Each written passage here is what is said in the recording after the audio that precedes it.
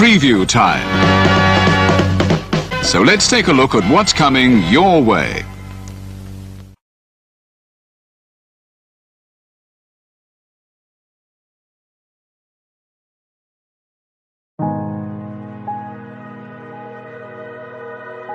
Gary Hebert, the man, the myth, the legend.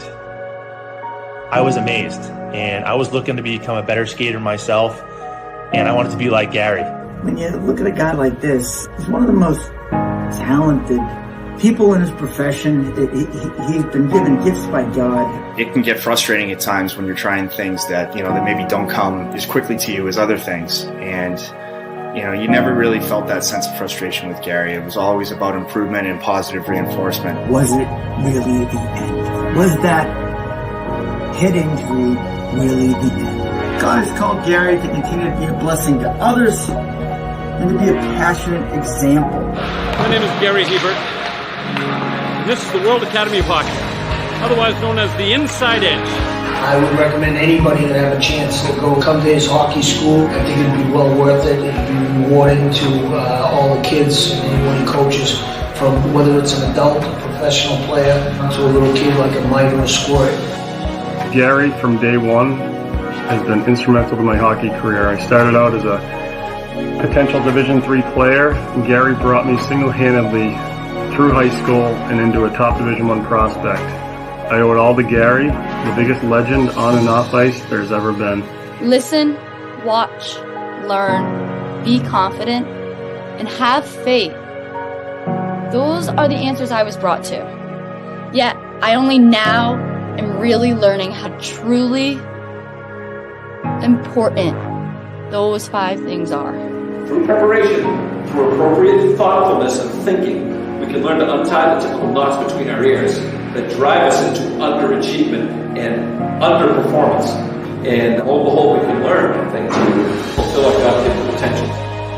Gary has the innate ability to make people not only better players, but better people. The life lessons they learn from Gary are incredible.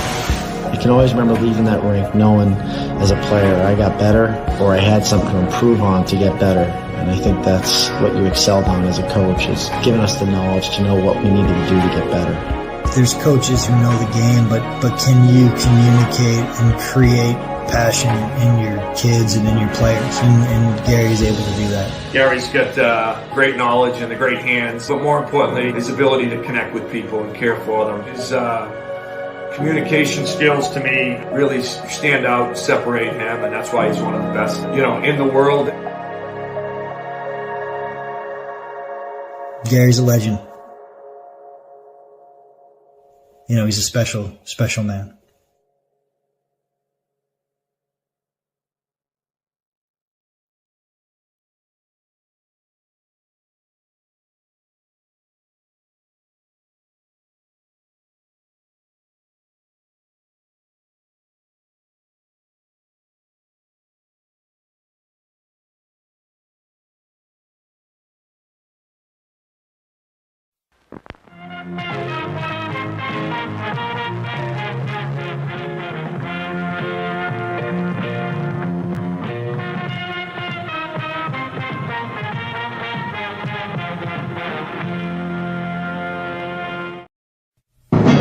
The Jeff Meacham Network's Multiverse of Media.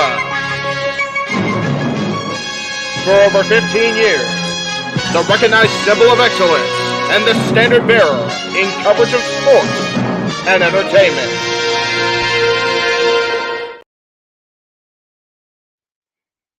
What is going on, everybody? Welcome back. We are live once again, this time with our coverage of Mission Pro Wrestling Summer Lovin'. Pre-show begins on YouTube in about 3.5, 4 minutes.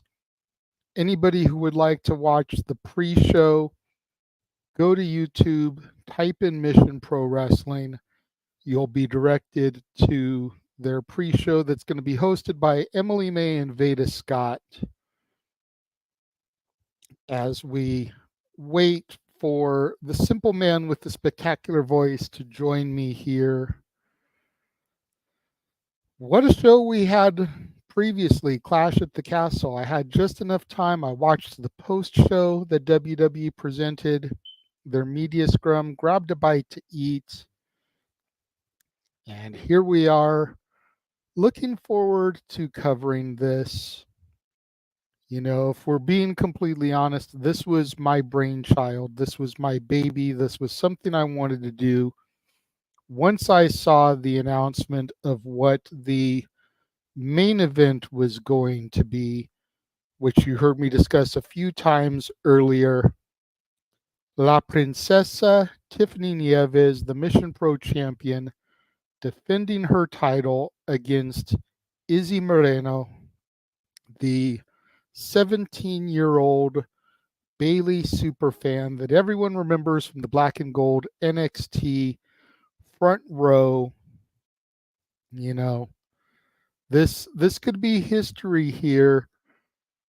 Arguably, Izzy would have to become one of the youngest champions, not just in Mission Pro history, but in history, period, at 17 years old. Like, you've got to imagine that there haven't been that many other 17-year-old champions.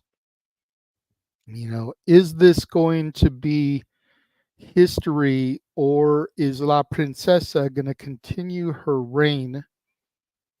There have been a few people popping into the chat room so far. Daniel is here. Good to see you, Daniel. After Clash at the Castle, now we come to Mission Pro Wrestling Summer 11. Could we witness history be made when Izzy Moreno becomes the youngest Mission Pro Wrestling champion? If she does win, I wonder who will be scouting for her when she is 18 and ready for the big time. Will agents from TNA, WWE, NWA, or AEW even be watching the main event? Also, if Izzy does win, do you guys think she should have a year-long championship run before going to the big times? And when she makes it to the big leagues, who will her first opponent be? Anyways, I hope Izzy wins. That's a lot to try to digest, Daniel. First of all, I see the Simple Man has popped into the green room. So before I bring him on, though, let me just say I don't think she should have a year-long reign if she wins it. The indies, I feel, aren't made for year-long reigns. And especially a company that only has shows every other month, 6 shows a year. Not everyone is going to be like La Princesa, defending the title and other federations as well. But as the pre-show goes live on YouTube, let's go ahead and bring in the Simple Man with the spectacular voice. No rest for the wicked, Noah Foster. No sleep till Brooklyn. Let's just keep on going, good sir. Are you ready for what could very well be history in the making? You've got a better brain for history than I do. Has there ever been a champion as young as Izzy Moreno, if she is able to get the job done tonight? At this point, to my knowledge, I would say no. Prior to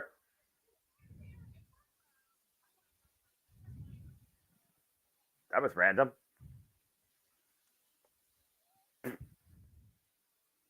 What was random? Oh, wait. Sorry about that. I was looking at Mission Pro stuff on YouTube, and I hit the wrong button. It looks like we'll have Emily May and Beta Scott. I'm looking at the live feed here at title match here. Y'all, of course, get posted. But to your question, to my knowledge, no. I look at the youngest, brightest, rising stars of the business going for their dream right now and being a champion. Next to Billy Starks being the Ring of Honor World Television Champion, Izzy Moreno would beat her, considering she's only 17 years old, as she follows her role model's example. We talk about Bailey, the former Davina Rose. When she started wrestling, she started independent circuit in 2008 through 2012, involving promotions such as Pro Wrestling Destination, NWA Championship Wrestling from Hollywood, and Shine Wrestling. So this is a huge monumental moment for Izzy Moreno if she accomplishes this. Why she's been disciplined since she was 10 years old and only wrestling in Mission Pro now for maybe a little bit under a year after finally picking up her first win against Missy Kate after debuting against Jasmine Allure, now taking on La Princesa Tiffany Nieves. This is something very special that we could be in store for tonight.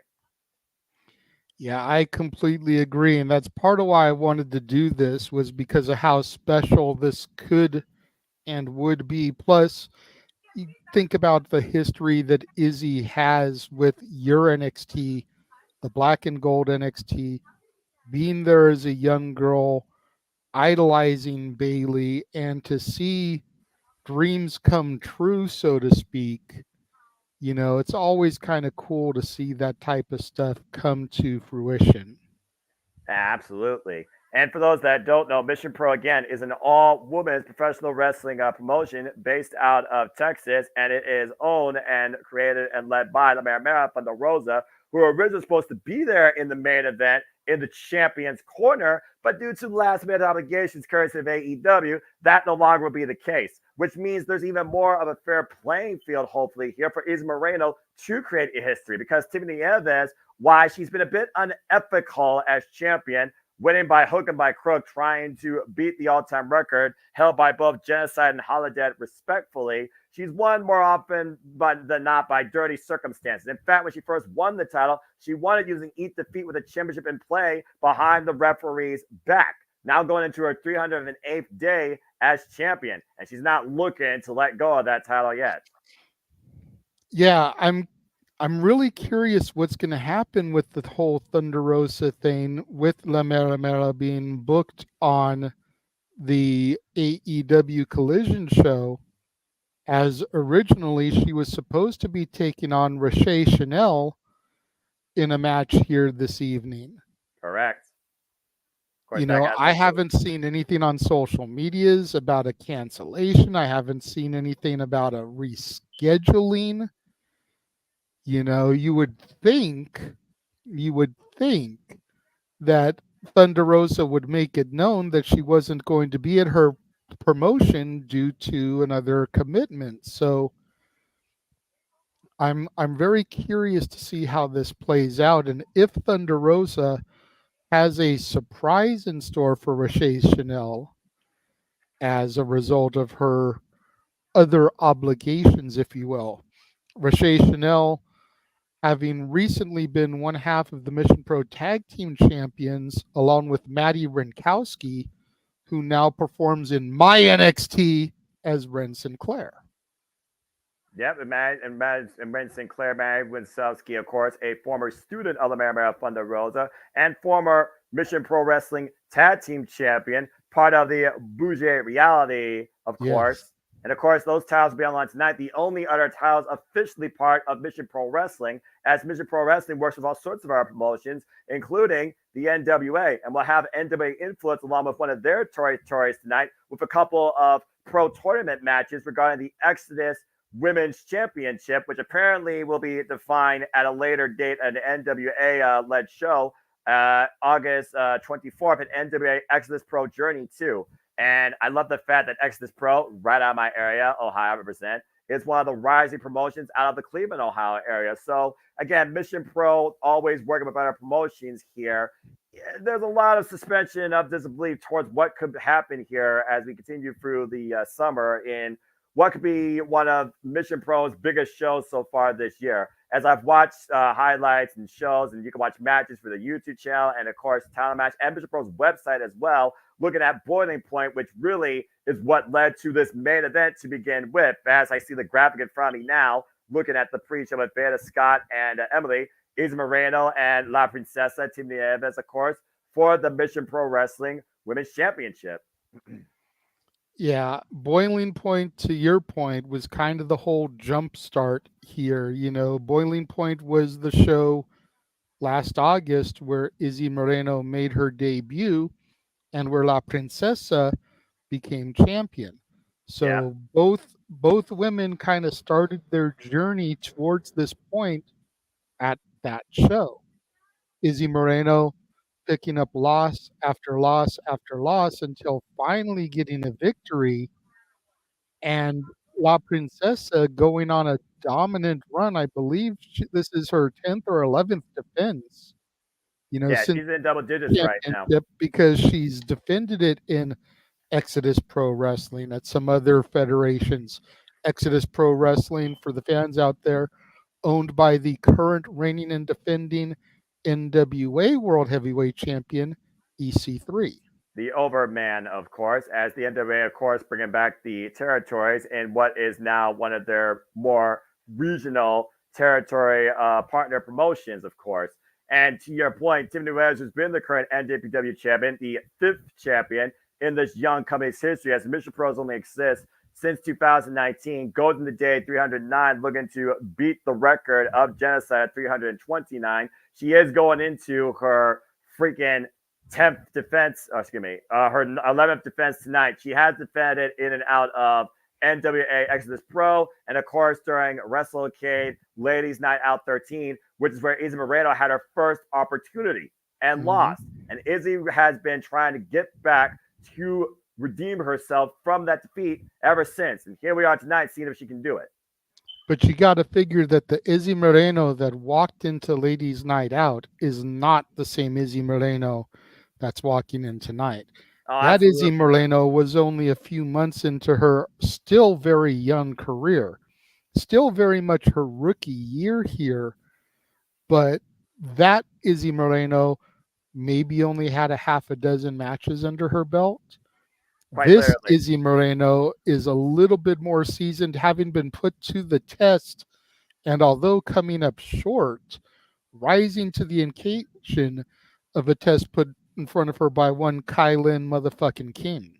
Damn right. Again, the King will rise again. I wish Kylan King the best in her recovery. Of course, Kylan King and the Renegade twins and Kayla Sparks, some of the original talents here that may be a fan and a follower of Mission Pro Wrestling to begin with. I've followed them for a number of years, along with Jasmine Allure, who I believe was the MVP for 2023. And of course, Jasmine Allure was Izzy Moreno's debut for Mission Pro, and she's been part of the promotion since, with victories now over the likes of Miss Kate via submission with a cross arm breaker, and winning the Mission Pro Cup title in a San Antonio Stampede match against JP Harlow, set up by Thunder Rosa herself, as I see Izzy right now on my screen, getting words of encouragement and sharing friendship bracelets. And I gotta imagine the friends of Izzy Moreno will be out at an all-time high tonight, seeing if Izzy achieves history tonight.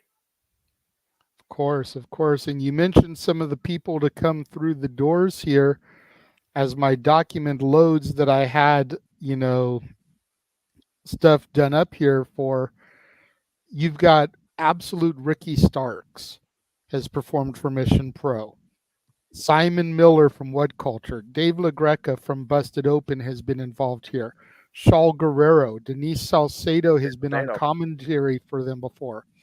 Kenzie Page, Ruthie J. You mentioned the Renegade twins. Big Swole, La Rosa Negra, Vert Vixen, Lady Frost, Billy Starks, someone you mentioned earlier. Masha Slamovich, Miranda Amanada, Legit Layla Hirsch, Sky Blue, Red Velvet, Jody Threat, Willow Nightingale has come through these doors. ECW Original Jazz, and the woman who was in the main event of the inaugural show, your current reigning and defending NXT Women's Champion, Roxanne Perez. Correct. Whew. Again, Mission Pro, I think about TNA Wrestling being the mecca of the professional wrestling business, where you come in, go out, come back home, or make your mainstay there. I argue Mission Pro is the gateway for most, if not one of the strongest pillars and beacons of women's independent professional wrestling. Yeah, it's hard to argue that. And granted, I haven't watched their entire filmography.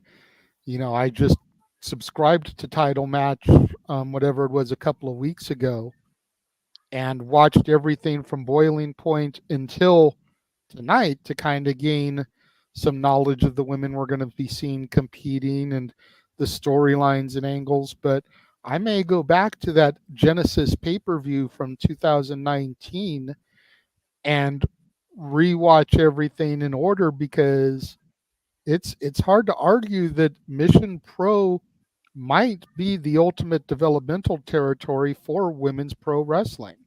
Yeah, And with exactly. somebody like Thunder Rosa as the head, it's damn good scout in my opinion. And again, you can literally watch all the shows in their full version, the previous shows in Mission Pro, courtesy of TileMatchNetwork.com. You can subscribe to Mission Pro Wrestling's YouTube channel to get a glimpse of exclusive content. You can watch matches. You can see what goes into the mission with the likes of Emily you all might know her being the correspondent for NJPW Strong, the NJPW of America brand. You'll find in and out commentary with the actual wrestlers, not only from the Rosa, but Miranda Elise, and of course the freelancing female commentator expertise, one Veda Scott, who of course is right here tonight in front of you on the screen. So if you do have a chance, go check out Mission Pro Wrestling, especially on YouTube, and get a glimpse into really where women's wrestling might first be developing. As of course, partner promotion here tonight that literally trained Izzy Moreno. They'll be in action tonight as their hybrid women's championship will be on the line between Shea Kamanako and Calientia. And of course, they talked about that briefly. And of course, again, we're starting this all women's championship tournament for the Exodus Pro Women's Championship. EC Freeze home run promotion with 2 tournament matches tonight. And then we also have a tag team title bout, as well as a, I would say, unique singles exhibition match in between all of that with no title on the line. But you do wonder what Angel Blue and Denise Day might be out to prove tonight. Yeah, absolutely. Both women who have very much impressed me in the little bit that I've seen of them. All of these women, there's still a couple that aren't that familiar with me as we take a look right here. London Dior and Kelsey Heather. Still kind of fresh and new to me, but it's definitely going to present a lot of interesting developments, storylines, opportunities throughout, and no men booked on this card. No. We touched about how this is a predominantly women's federation, but there's almost always some kind of male involvement, traditionally JP Harlow and his stable, but none of those people are at least announced for the show. Doesn't mean that they won't make a surprise appearance, especially if La Mera Mera is off at Collision. Yeah, I wouldn't be too shocked to see JP Harlow get thrown in as a replacement for her against Rochelle Chanel.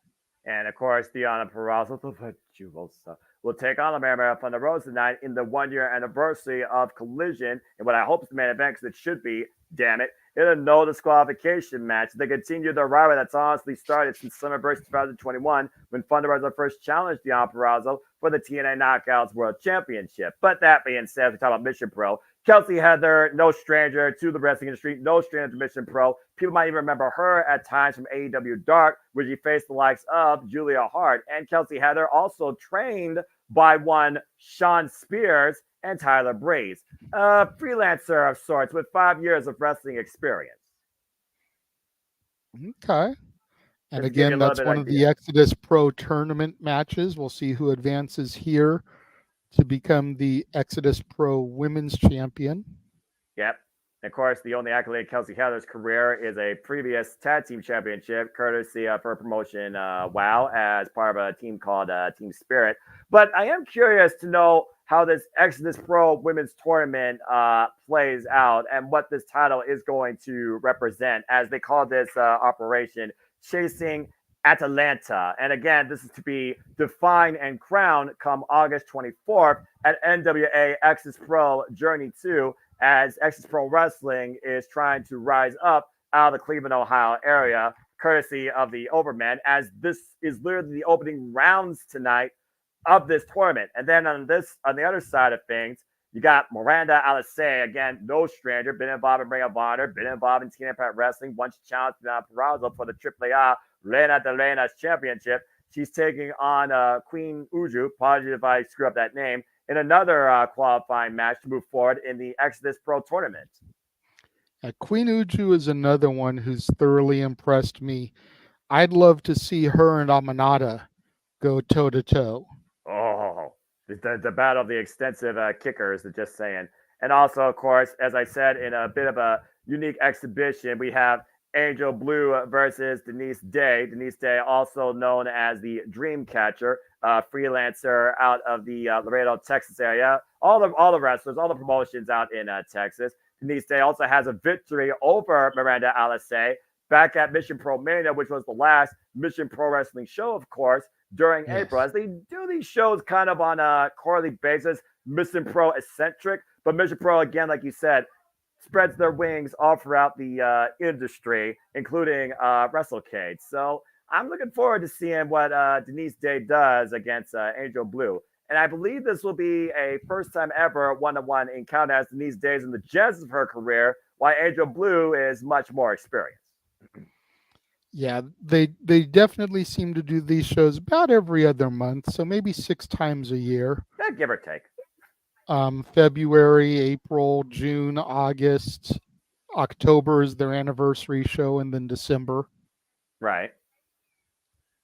But again, this is going to be a very, very unique experience for those that have never not watched Mission Pro Wrestling, as we try to bring you in. And of course, we talked about some of the other participants we'll see tonight. Again, we talked about the co-promotions that Mission Pro works with. Tonight, they're working with literally Hybrid Hybrid School of Wrestling, a training ground, a sports school in San Antonio, Texas, that trained one Izzy Moreno, as the women's championship will be on the line between Shea Carmichael and Calientina. Calientina, of course, previously known as the spiciest chica. I'm sure Walter will be all over that. Odele. She's a freelancer, still in the young of her experience, with about 9 matches under her belt. Yeah, Calientita is another one who's really impressed me. You know, we kind of joke sometimes when we do these shows, and especially when the women come around, you know, simple-minded, weak-minded individuals. But I have to say, not only are the women here in Mission Pro talented, but a lot of them are gorgeous as all get out too. So even if you only watch women's wrestling because you like looking at the women that are performing, Mission Pro's got a hell of a roster of gorgeous women for you to pay attention to. If you're like Noah and you can get past the weak-mindedness and actually enjoy the performances, they're all great in-ring performers as well. But if you're a simpleton who just likes a pretty face and a good body, well, got that going for you too. It's really not that expensive. TitleMatchNetwork.com. The cheapest is $9.99, but you can't watch the live streams as they happen at that price. You've got to go up to the $14.99 bundle, which is what I did. That way we could get these things live as they happen. But it's definitely worth it. They've got shoot interviews there. They've got a ton of different promotions on their library. There was a show last night, DFW, which I'm assuming stands for Dallas Fort Worth, another Texas-based promotion. I would not put it past them. Yeah. You know, that's how we were able to kind of just test everything, make sure that things worked right. There weren't going to be any hiccups. There's a promotion. Forgive me. I think it said it was ALW. The most recent show of theirs had Nick Nemeth on the graphic. So, you know, if you're a Dolph Ziggler person out there, you can check out some of his indie bookings when he's not doing TNA matches. A lot of stuff worth looking into for the $14.99 price point. You still have a few minutes to sign up if you want to watch along with us and see if Izzy Moreno can make history by dethroning La Princesa Tiffany Nieves. And like I put out on social media this morning on the Twitter, the Twix, the X, whatever you want to call it, X gonna give it to you. Yeah. I can't think of an independent wrestling match that I have been more torn between, because La Princesa is the reason I tune into Billy Corrigan's NWA every week on the CW. Oh. Ever since I first discovered her there, I have become a huge fan of hers. I love watching her work. She's a great in-ring technician. She's out of OVW, where Al Snow's running things now. And then you've got Izzy Moreno, the super fan that deep down we all are, making her dream come true, out there grinding, and she could be one of the youngest champions in wrestling history, not just Mission Pro history, wrestling history, period. If she can dethrone La Princesa here tonight. And of course, Tiffany Nieves is also a previous challenger to the Burke, currently held by Kenzie Page in the NWA, and was able to successfully retain against her in a TV bout, as Kenzie Page might be fully empowered, as Pretty Empowered implodes, and it looks like her younger sister might be coming after her title. Of course, talking about Pretty Empowered, we talk about the tag team titles here in Mission Pro. The King Bees, of course, that were able to beat Pretty Empowered, not only come in as the MPW Tag Team Champions, but the NWA Women's Tag Team Champions. Yes. As we wait now for Title Match Network to switch here on the live stream. And that was kind of interesting how they did that, because unfortunately with Madi Wrenkowski, Wren Sinclair, getting signed to WWE and NXT, they had to vacate the championships. Currently held by so her. what they ended up doing was they had 2 fatal 4-way matches, singles matches, where the winners of those 2 matches were then able to pick a partner to face off in a tag team match to crown the new champions. And originally it was Maya World, and I forget who she had as her partner, forgive me. They won the titles, but in their very first defense, lost the titles to the King Bees, which is why they are now the champions today. I believe part of the additional superstars appearing, I believe we may end up seeing Maya World facing off against her partner, and the fallout of that whole title change here this evening as well. Just no graphic for that one, but wouldn't surprise me. What a interesting way that they did to try to fill the vacancy of those championships. To your point, Kia Dream and Maya Word, of Kia course. Dream World. I got you, because again, after Bougie Reality, of course, lost the tag team championships basically to what was called Friday Frenzy Dream at the time, Mia Friday and MJ Santana. But then the titles, of course, they were vacant through the duration, the later half of last year into the early part of this year. It was Kia Dream and Maya World that basically were crowned with them. But now we have the King Bees as champion, Charity King and Danny B. And we'll see Charity King and Danny B with their first defense since holding those titles tonight for the Mission Pro Tag Team Championships, while they've already had 2 successful defenses under the belt as the NWA Women's Tag Team Champions. And of course, the Daniel over here fantasy booking like crazy all the people he'd like to see Izzy feuding with. Jesus. Well, gotta start somewhere. And tonight, the mission starts with Mission Pro Wrestling, as we'll see if Izzy Moreno achieves the dream, literally led by first her role model. This is going to be fun. Welcome, everybody, to the first ever Mission Pro Wrestling Live Watch Event Special, as we have Emily May to bring us in. Let's freaking do this! Yes. And support Planet Wrestling, folks. Shout out to my indie darling friend of ATW, SC. Always lovely seeing Emily May. Mission Pro, of course, coming to us from the Salvation Army here in San Antonio, Texas, as they have been for quite a while. Not since their inception, but probably for the better part of the last year plus. It's been more of a home territory as of late for their shows. As Emily May is talking about, of course, we're starting off the Exodus Pro Women's Tournament.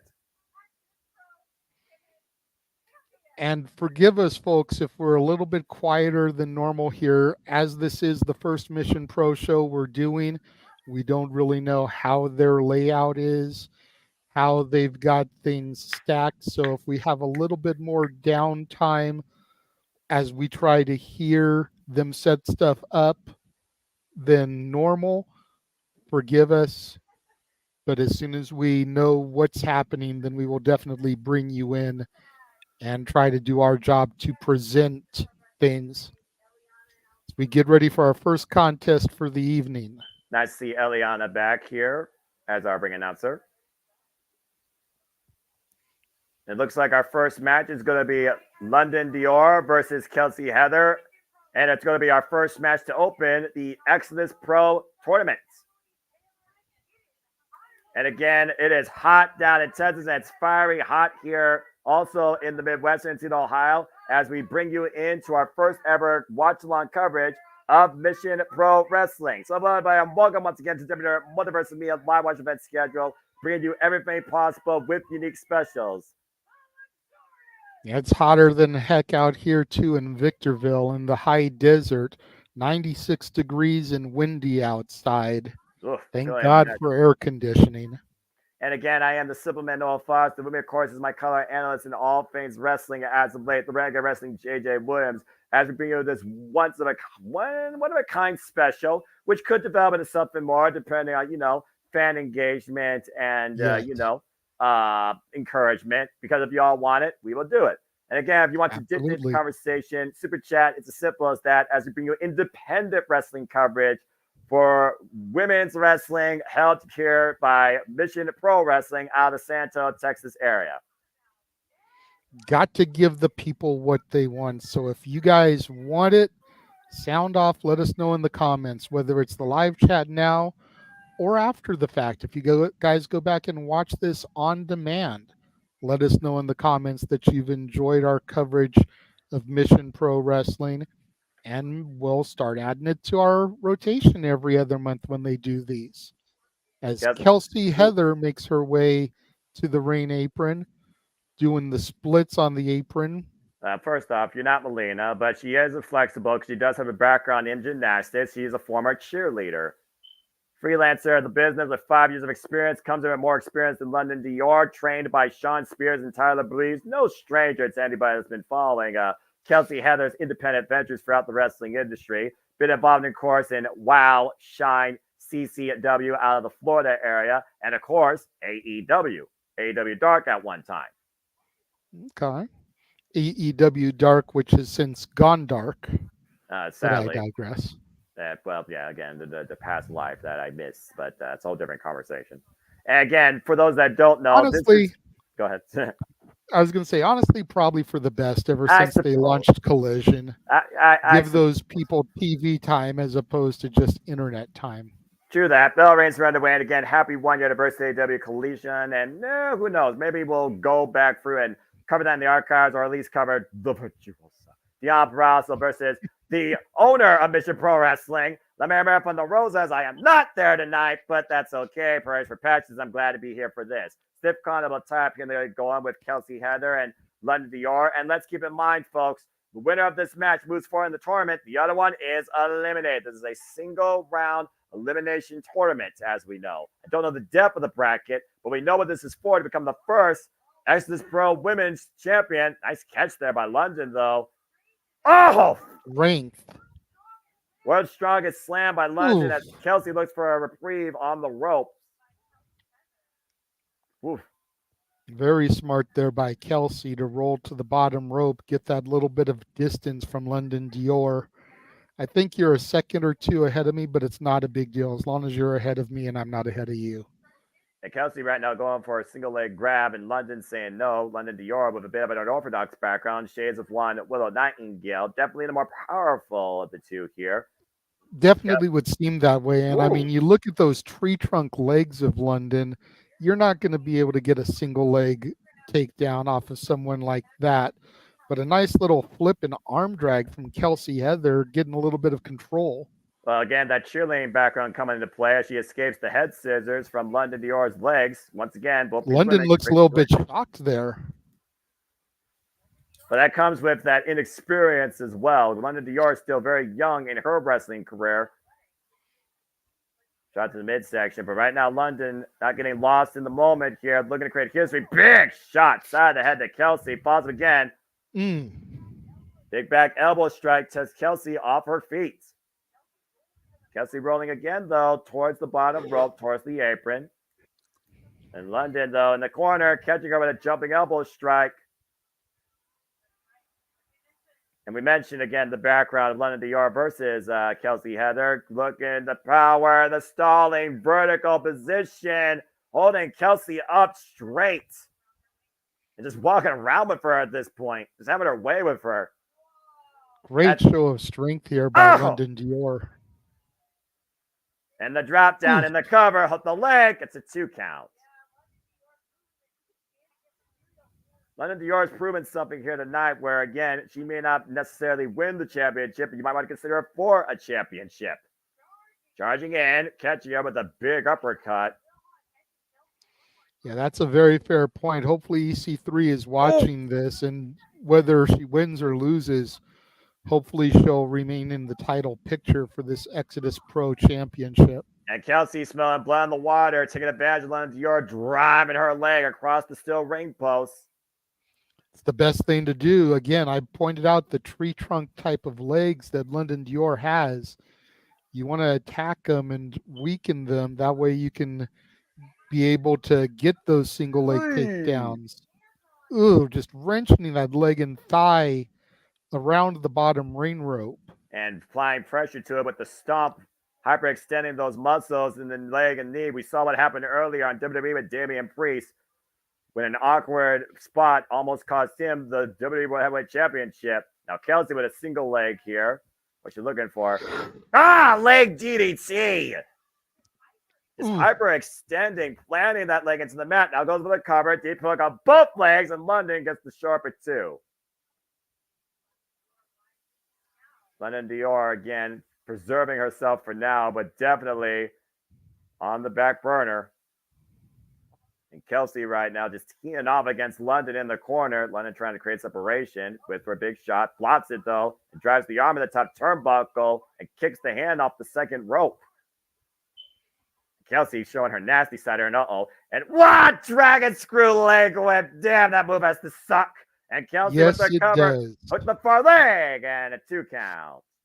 Now goes for the quick cover again. Trying to wear down London. Gets a 2 again.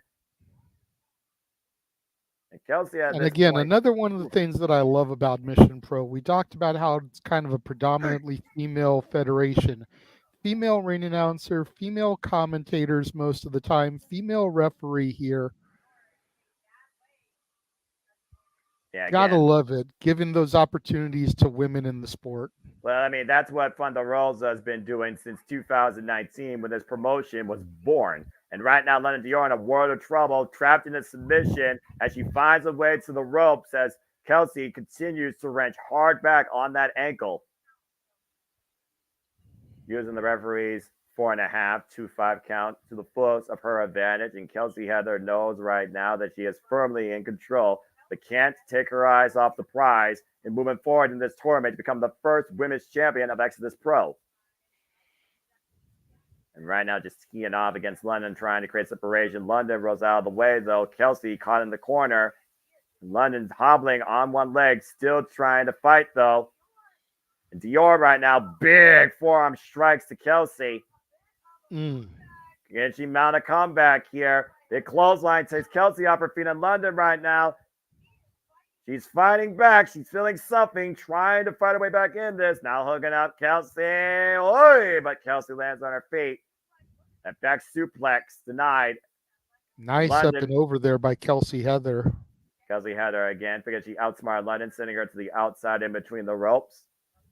Kelsey Heather charges in. London Dior with the shoulder block, though. And London might be looking for something bigger over the top. Slingshotting back in, but again, tweak that leg. And Kelsey trying to take advantage. London catching her, though. Backdrop suplex. And the cover by London. Deep hook, sit down, kick out.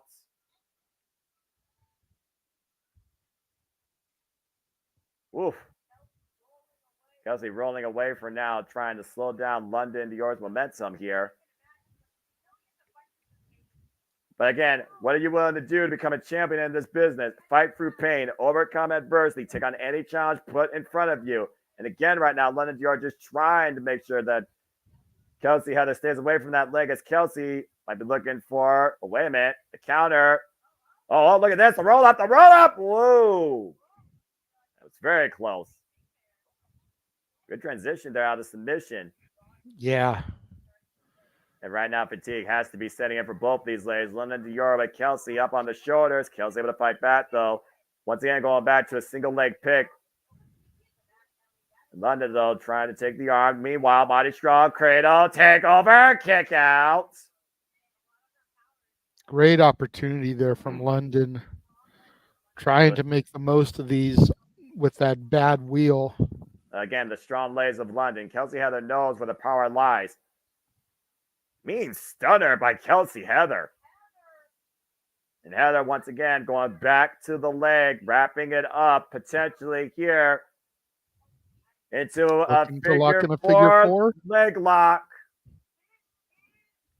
Cinched in deep in the middle of the ring, and London Dior with nowhere to go. Has to find a way to reach the ropes to force the break or turn over and reverse the pressure. And looks like Kelsey Heather is bridging up a figure eight, and London has to tap out as Kelsey Heather moves forward in the tournament.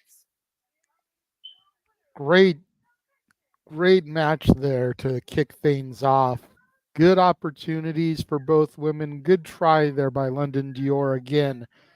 Maybe wasn't able to come out with the win this time, but EC3's definitely got to have his eye on her for contention down the road. Yeah, you wonder where Kelsey Heather learned that move, as again, her gymnastics background come into play, bridging up on the figure four leg lock, adding even more pressure to the already compromised leg and knee of London Dior. She pinned the target and stayed on it, and now Kelsey Heather finds herself moving forward towards making the history, becoming the first ever women's Exodus Pro champion. And winning her debut match, by the way, in Mission Pro Wrestling. This was Kelsey Heather's Mission Pro debut. There we go. And again, for the fans at home, we don't want to try to pretend like the match quality here is on the level of AEW, TNA, NXT. It is very much an independent federation. Which is fine. You're going to see some sloppy moves. You're going to see some botches. But at the same time, you can't get better at your craft unless you make some mistakes. So if you are tuning into Title Match, if you are giving this federation an opportunity and watching along with us, don't expect it to be WrestleMania quality matchups. Go into it with an open mind and an open heart as you watch these women put it all on the line here. Bottom line, just enjoy life and enjoy wrestling as we get ready for our next SS Pro Tournament opening match with Miranda Alisei and Queen Uju. A little bit of talking about the Hybrid School of Wrestling, of course, the training ground in San Antonio, Texas, for one Izzy Moreno. Nice. One of the things that I really kind of get a kick out of here is how people, whether it's fans or corporations, sponsor the talent. Yeah, they make donations to help fund the talent for being there. That way people can see who they want to see. Yeah, I think that's a great touch. I mean, it's all about giving into the business to help it grow. And that's really what it's all about at the end of the day. If you're a fan of professional wrestling in and out Mission Pro, I've seen that at Chaos Wrestling Movies here during Toledo's time. I've seen that during Insane Wrestling Revolution, owned by Rhino up in Michigan, as the Lucha Baddie comes into the screen. Miranda Alisei.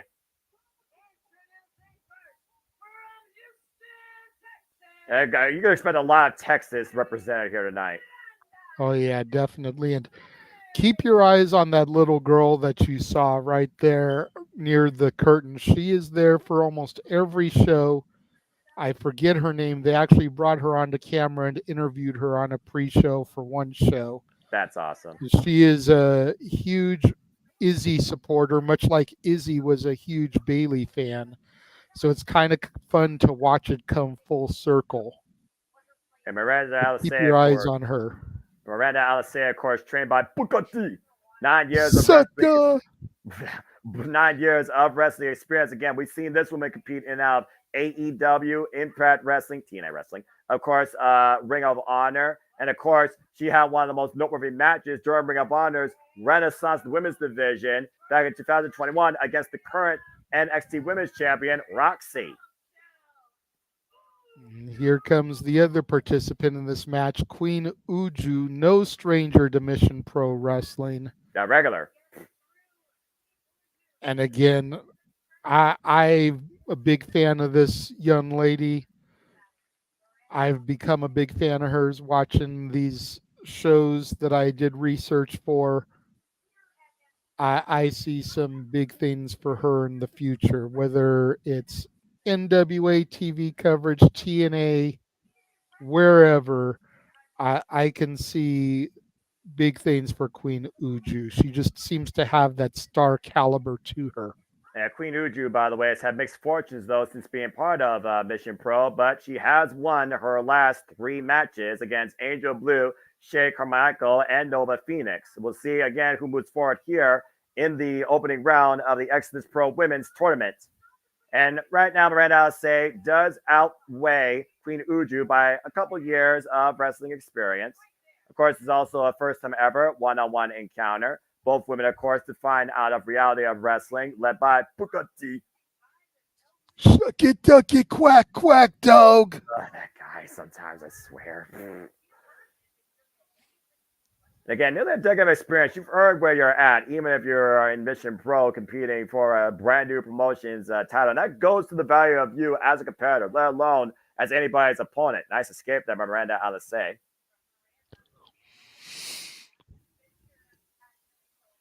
And again, you talked about, though, this is home territory for Uju, who's been here longer, versus Miranda Alise. While Miranda's been all over the place, definitely more of a freelancer, while Uju is more of a homecomer.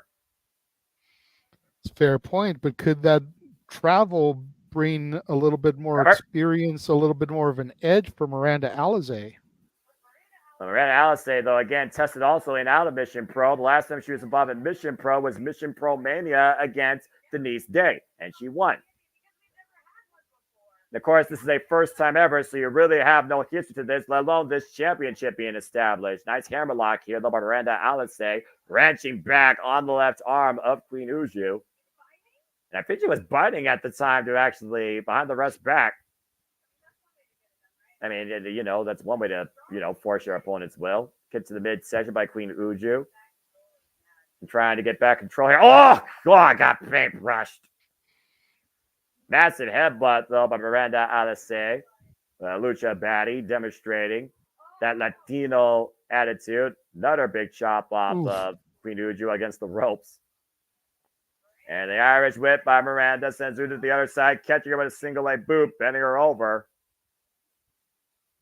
Now Miranda looking to follow up again, takes her down with the shoulder block. Dropped down by Uju. Miranda Alise picking up speed. Good agility show with the leapfrog. A deep arm drag. Follow up again. And Uju in control, building momentum. Alise, though, was able to scout that third one, though. But Uju was able to counter strike with a drop kick. Sending Alise back into the corner there. Oh, boy. Queen Uju looking to back it up. Big! Crushes Miranda in the corner with the side of her body. Almost a jumping hip attack. And sliding her boot across the face of Alise. Now Bit bringing of a it back drive-by center. there. Into the cover. Gets a 2 count. Miranda Alise looking for a pre, but she goes to the outside of the ring. That's smart. That's that veteran wherewithal. That's that veteran experience. There may be no timeouts, but there's a way you can slow down your opponent's momentum. Just a way of doing it. Again, I just want to reiterate. There are no timeouts in professional wrestling. Damn it. Hey, but you know what? It's always makes for a good heel maneuver. And to your point, Alise right now having Queen Uju on the chase. Referee's 10 count still going. Alise back in the ring as Alise picking speed. Catches Queen Uju with a drop kick running in as the Queen was trying to get back in the ring. Alise applauding her own work. Saves of Tommaso Ciampa with the pat on the shoulder. Now trying to take advantage on the outside here. Ooh! Slamming Queen Uju onto this gymnasium court. And those thin pads. Yeah, very thin. And you notice how few they have, Noah. Very much an exposed basketball court there as opposed to any real matting on the floor. Uju rolling back in towards center as Alice is looking to continue the punishment. Now let's say hook up both legs, gets a 1 count. Queen Uju is showing some great resilience here. Oof, mean headbutt though by Alice Say, follow up. As Queen Uju right now is trying to shake off the cobwebs. And to those that are watching, thank you again for tuning in to this very special edition of Live Watch on Multiverse of Media, where we cover Mission Pro Wrestling, main events to come. Izzy Moreno challenging for the NPW Championship against Tiffany Nieves. And again, if you are enjoying this, please subscribe, comment, tell a friend, figure for watching on all active outlets. We truly do this for you and appreciate you, as we only encourage you to just your life and enjoy wrestling too. I'll say locking up the arm again, using the top rope this time, wrenching hard back on that arm. As referee immediately forces the break. And again, oh! What the hell? She's trying to bite her fingers off? I didn't know how to say like finger food. Yo, Daniel. Waka waka. Oh, man. Mean body shots here in the corner. The referee needs to create some separation possibly here for Queen Uju's sake. Bring it back towards center. Hook on the near leg. Kick out at 1. Again, honestly surprised that Uju kicked out after 1 there. I figured that would at least be a 2 with all the punishment she suffered. Uju had Miranda Alice scouted though as she catches her with, I think, a stunner more than a cutter, and Alice is down and out for now, but can Uju capitalize? Damage done to that arm already, and the fingers for that matter. Right? And right now, again, the Exodus Pro Women's Championship on the line, as this is a match in the Exodus Pro Tournament. Alice struggling to get back to her feet, using the ropes for assistance. Bringing Queen Uju back up to her feet. Queen Uju with the height advantage. Ugh. Uju right now giving it back to Alice, and Alice returning in kind. Both of these women right now just teeing off against one each other, trying to get into their gear. Oh, and Alice shuts off Queen Uju at the pass. Both these women want to become the first ever Exodus Pro Women's Champion. Well, there only could be one first. So again, history at stake here to move on in this tournament. It's one and done if you lose. And the weight slap, Alice, what she's looking for here. Transition to front face, like, oh!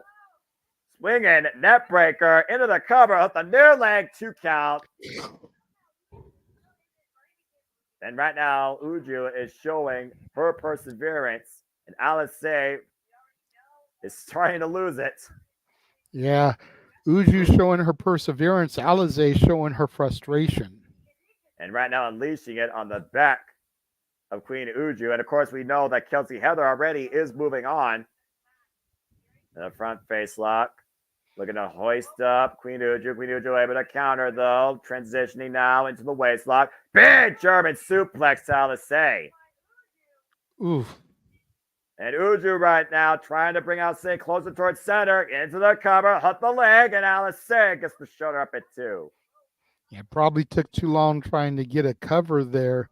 Not that she would have gotten the 3 count anyway with Alize being so close to the rope, but I'm sure that didn't do her any favors. Well, again, it goes back to that level of inexperience, but great wherewithal for Uju to bring her back towards center. But instead of continuing the punishment, went for the cover that allowed Alice to really recover. Pressure's on both of these ladies here. The heat's on. It's Summer Lovin. No Lovin being shown here clearly with these two. Queen Uju, though, is not deterred. Now hooking up Alice, possible Alabama slammer. Alice is at the back door. There's a roll up, the cover. 2 count for Alice. Great counter there by Miranda Alize. Oh! And finally, Alice nails the cutter on Queen Uju, saying that is it. Setting up for something big here. In the corner, might be looking for a finishing maneuver. Shining Wizard connects. Here's the cover. Alice advances. Woof. That well-traveled experience really paid dividends for Miranda Alize, probably for the best anyways when you figure that Uju is more of a regular here than Alizé is. You wouldn't want to lose Uju for too long to do this tournament. I do think to an extent there is some rotating cast in Mission Pro as they, of course, are competing other promotions. But to your point, great showing here by Queen Uju as Miranda Alizé punches her ticket into the next round alongside Kelsey Heather as this Exodus Pro Women's Tournament continues all the way through the summer. And Miranda Alizé, no respect, facetiously or not, blowing a kiss to the crowd before pie-facing Uju one more time as she leaves the ring area. I mean, what do you expect from somebody calling themselves the Lucha Baddie? I'm just saying. No, I know, but you almost kind of wonder if there's going to be an aura of respect in these type of tournament matches, you know. And Queen Uju right now needs to figure out what's next for her as she continues her journey through Mission Pro Wrestling. All right, let's go back to our ring announcer here for our next contest. Of course, everybody loves to mess with the ring announcer during independent shows. I know this for a fact. Yeah, for whatever reason, there's some kind of gimmick where the crowd roars at her and she just kind of loses it. I'm not sure where it started because they were doing it when I first started watching the show. Well, you were talking about former champions earlier. Speaking of which, here comes Maya Wood. But why is she out here? Well, like I said, there was her and the other girl were both listed on the sheet as more or appearances by, matches by, whatever. But there just wasn't a graphic or anything. I'm sure this is going to be the fallout of their title loss to the Keen Bees. Well, it looks like no one's here to, listen to what Maya World has to say. I'm curious to hear what she has to say. I'm wondering why she turned on her partner last month or 2 months ago. To your point, it looks like she's sending a message to her former tag partner, Kaya Dream. Yep. Maya World turning heel after they lost the titles. Previously had been quite the babyface here in this company.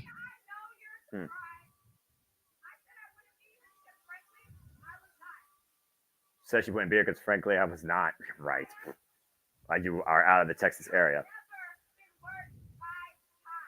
Damn. Well, there's that typical value of my tag partner ain't worth bleep. Yeah, you were one half former Mission Pro. Rest of Texas. Yep, they called themselves Dream World. Says Kaya Dream is the reason that she's not standing as the champion. The what chance? Typical what? What? Well, we are in Texas. Home of Stone Cold. What? What? I wish those chants would die, if we're being honest. Unfortunately, what started is going to probably exist for the rest of time. Hey, Title Match Network liked my tweet about us doing the coverage for this. That's awesome. Well, appreciate your Title Match Network. And again, support independent wrestling, folks. Again, we talked about before, if you're not here in this business to be number one, why are you in the business at all? And clearly, Maya World has ambitions for only herself. Shout out to Kylie King, by the way, former participant, of course, of Mission Pro Wrestling, former challenger for the Mission Pro Women's Championship. I wish you all the best or continued recovery. 19 weeks going in, according to the last thing that showed up on my feed. As the King will rise again. 4-0 as a competitor, huh? Yep. Lose to the It Girl, Maya World, get their 15 minutes of fame. It's one of those things, though, when you call your own shot. It's one of those things, though, Jada. We've seen it time and time before. You call your own shot, you might regret it. Yeah. Oh, well. Looks like she has an opponent instead. It's not her tag team partner. It's Natalie Skies.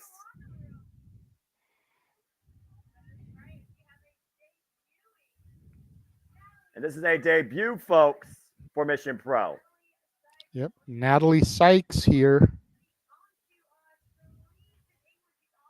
And she's on her own excursion here in America. How funny. We watched the show from Glasgow, Scotland, and she's from, let me get this right, Leeds, England.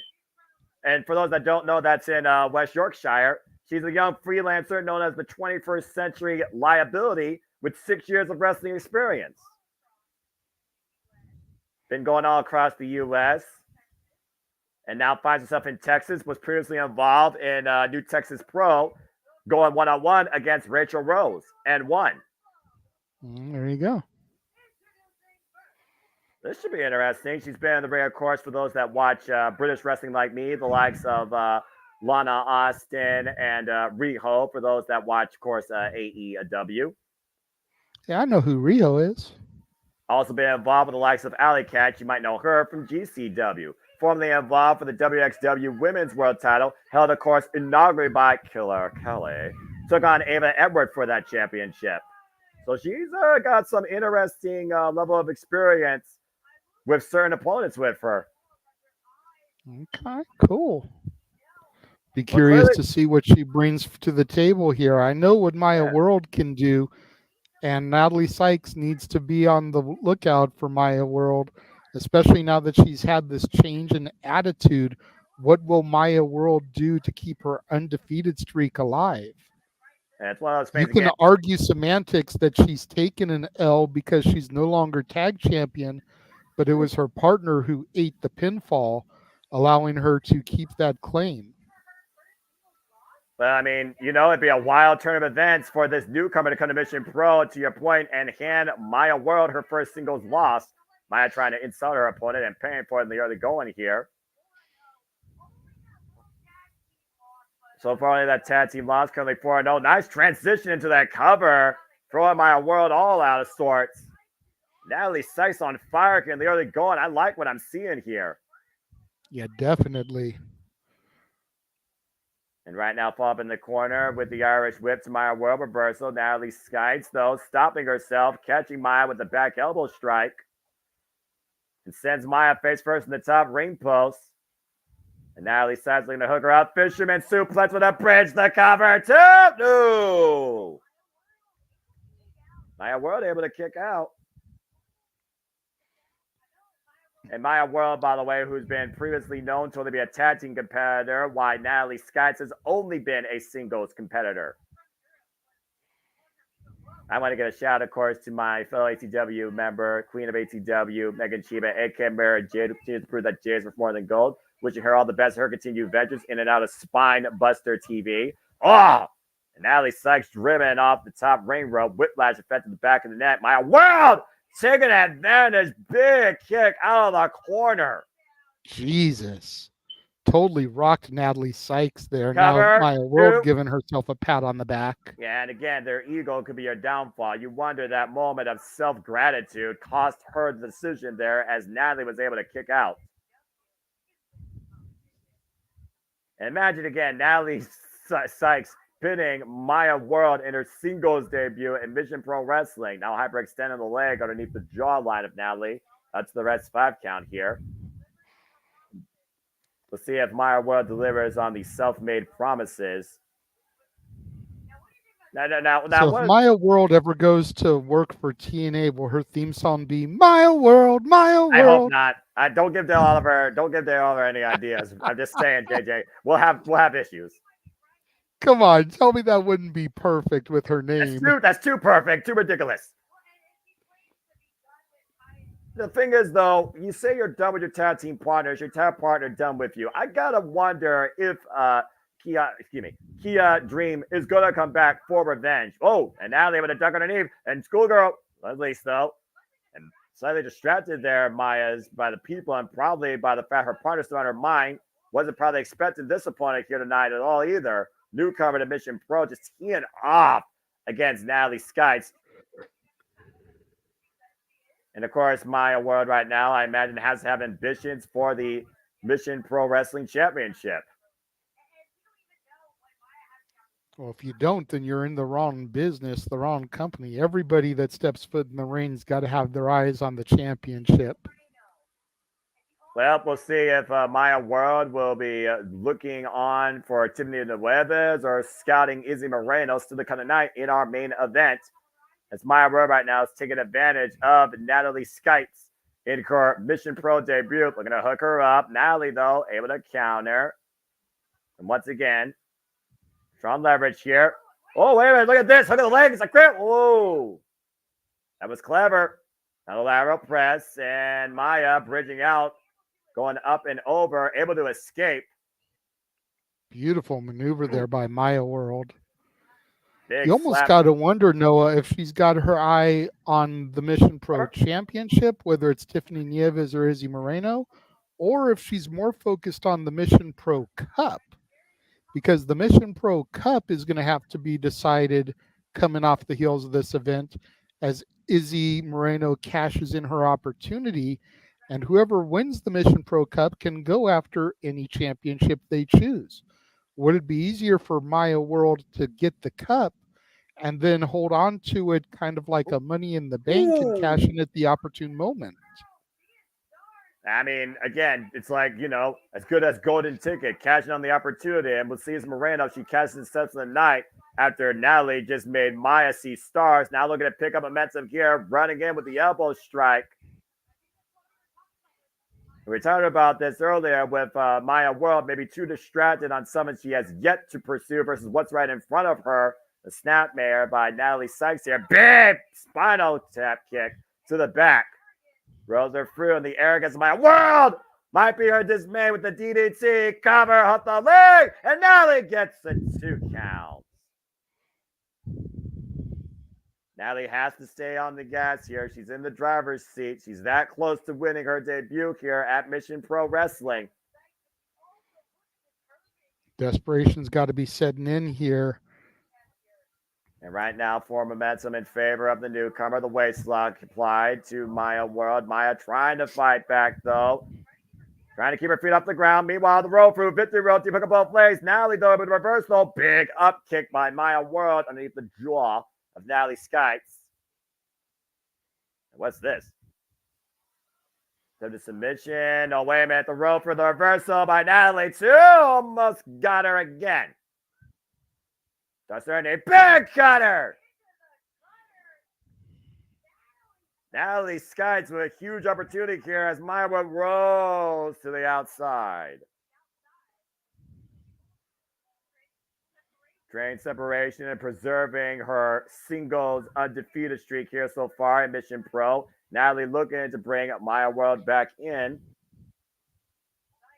Sykes, though, slow to follow up. And Maya taking advantage. Throwing Natalie up against the second rope. Oh, no. Maya World trying to bring a chair in play. Referee stopping Maya dead in her tracks, thankfully. Making sure this match stays clean. Meanwhile, Smash like, oh, no! A different chair to the ribs as she was clearing the other one. And Maya taking advantage. Unique roll-up here. And 2 count again as Natalie finds a way to escape. But it's a super kick, turning her sideways. Now Maya, Natalie Sykes gets flattened, covered, and Maya World puts a damper on Natalie Skites' Mission Pro debut and keeps her undefeated streak alive. Great match there. Great showing by Maya World. Good opportunity there for Natalie Sykes. Hopefully we'll see more of her in the coming shows. Well, I mean, she's 5-0 in singles competitions, but I think Natalie Sykes proved a lot here tonight. Oh, come on. This is unnecessary. You beat the girl fair and square in your own mind. You already made your statement. Get the heck out of here. And the referee creating separation for now. Distasteful sportsmanship, as one would only expect from Maya World. But still, tremendous singles debut in Mission Pro Wrestling for Natalie Seitz. I wouldn't mind seeing Natalie Seitz compete for the Mission Pro Cup after that. Yeah, absolutely. Hopefully see her back here again sooner rather than later, more often. Natalie Seitz, well done, well fought. Of course, the audience always loves to dictate who their favorites are as we get ready now for tag team action for the, I believe, MPW Tag Team Championships as the King Bees defend against Fire and Fury.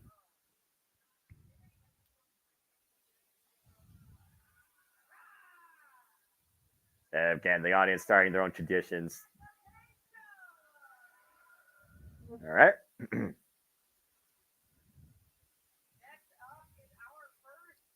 Here's our first championship match of the night, the first of 3 championship matches for the NPW Tag Team Championships. As you see the challengers, oh my word. The debut of Nova Phoenix. And talk about a heavy unit. This looks like 2 chicks you don't want to meet at a bar.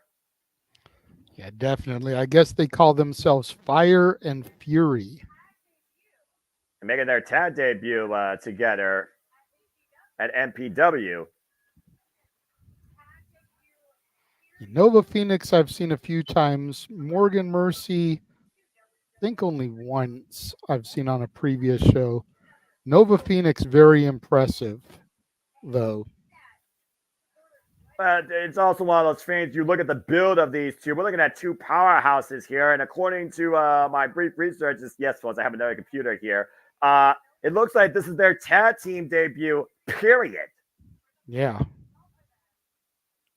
And you wonder, again, does that go in favor of the champions where experience might overcome power as the Charity King and the current champions alongside Danny B, known as the King Bees, our current Mission Pro Tag Team Champions, make their way to the ring. And might I add, our current NWA Women's Tag Team Champions after beating Pretty Empowered. Sorry, Kylie Page. And Ella Envy, of course. And they've been the NWA Women's Tag Champs now for 155 days with 2 successful defenses. I mean, the King Bees just exploded on the scene in the NWA and then came into Mission Pro and defeated the former champions like there was no tomorrow, for being honest here. I mean, the former champions, Maya Ware and Kaya Dream, didn't even get out of the gates. Yeah. Again, you see the size advantage here. You don't need to look at a teletape to see who clearly has the size and power advantage here. So it's going to come down to cohesion versus basically opposition. Well, let's not undersell Charity King, though. She's a thicker girl herself. While Danny B is definitely the odds out here, smaller competitor, Charity King should be able to carry herself well against these bigger individuals across from her.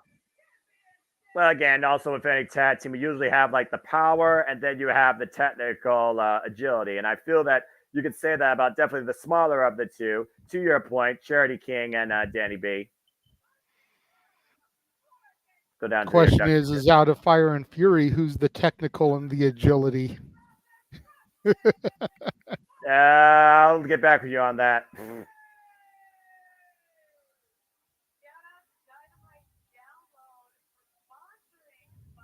Apparently, Dynamite Download was the sponsor for Fire and Fury, our challengers tonight for the Tag Team Championships. Those that don't know, Nova Phoenix, 10 years wrestling experience, definition of a powerhouse, also out of the Texas area, current UWL Women's Champion, former CPW Women's Champion. Her partner, Morgan Mercy, with 3 years of experience, trained out of MPX Training Academy, led by, you might know her as Athena, the Ring of Honor Women's World Champion. The Fallen Goddess. Exactly. Not a bad teacher to have.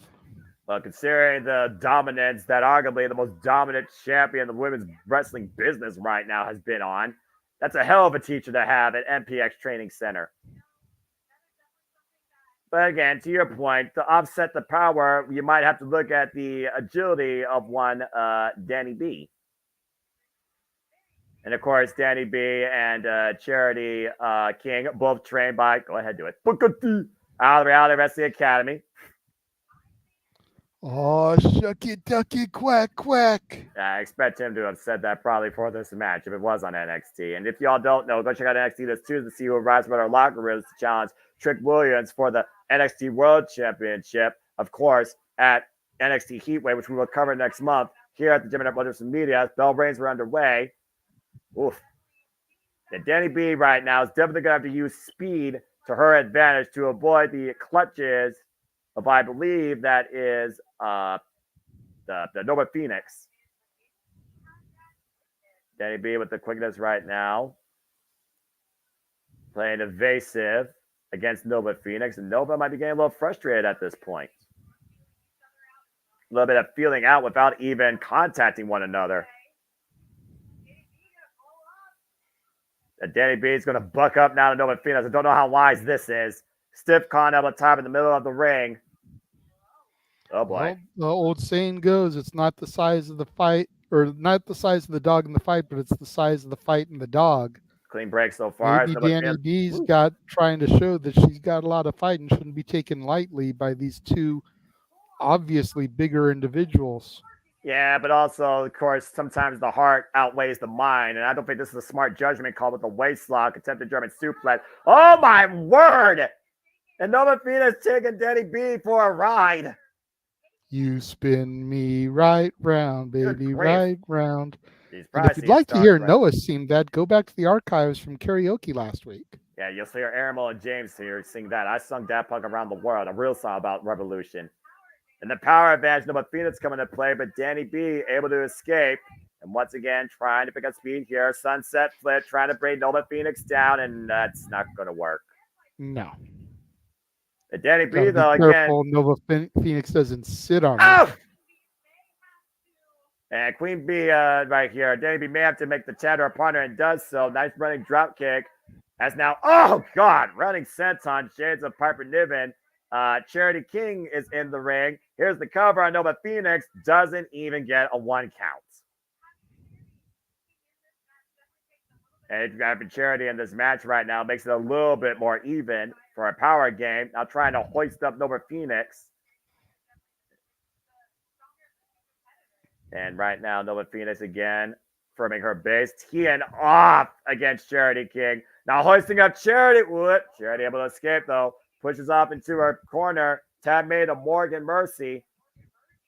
Morgan Missy in this match. Now front off of the ropes. Big shoulder block here. Now who gets first? Good God, look at the size of Morgan. It's King Kong versus Godzilla. Yeah, you remember who won in those movies? I'm just saying. The fans did. Accurate. That's why they're still making them. Charity King trying to take down Morgan Mercy, who again meets her in the middle with a shoulder block. Test your might, Charity.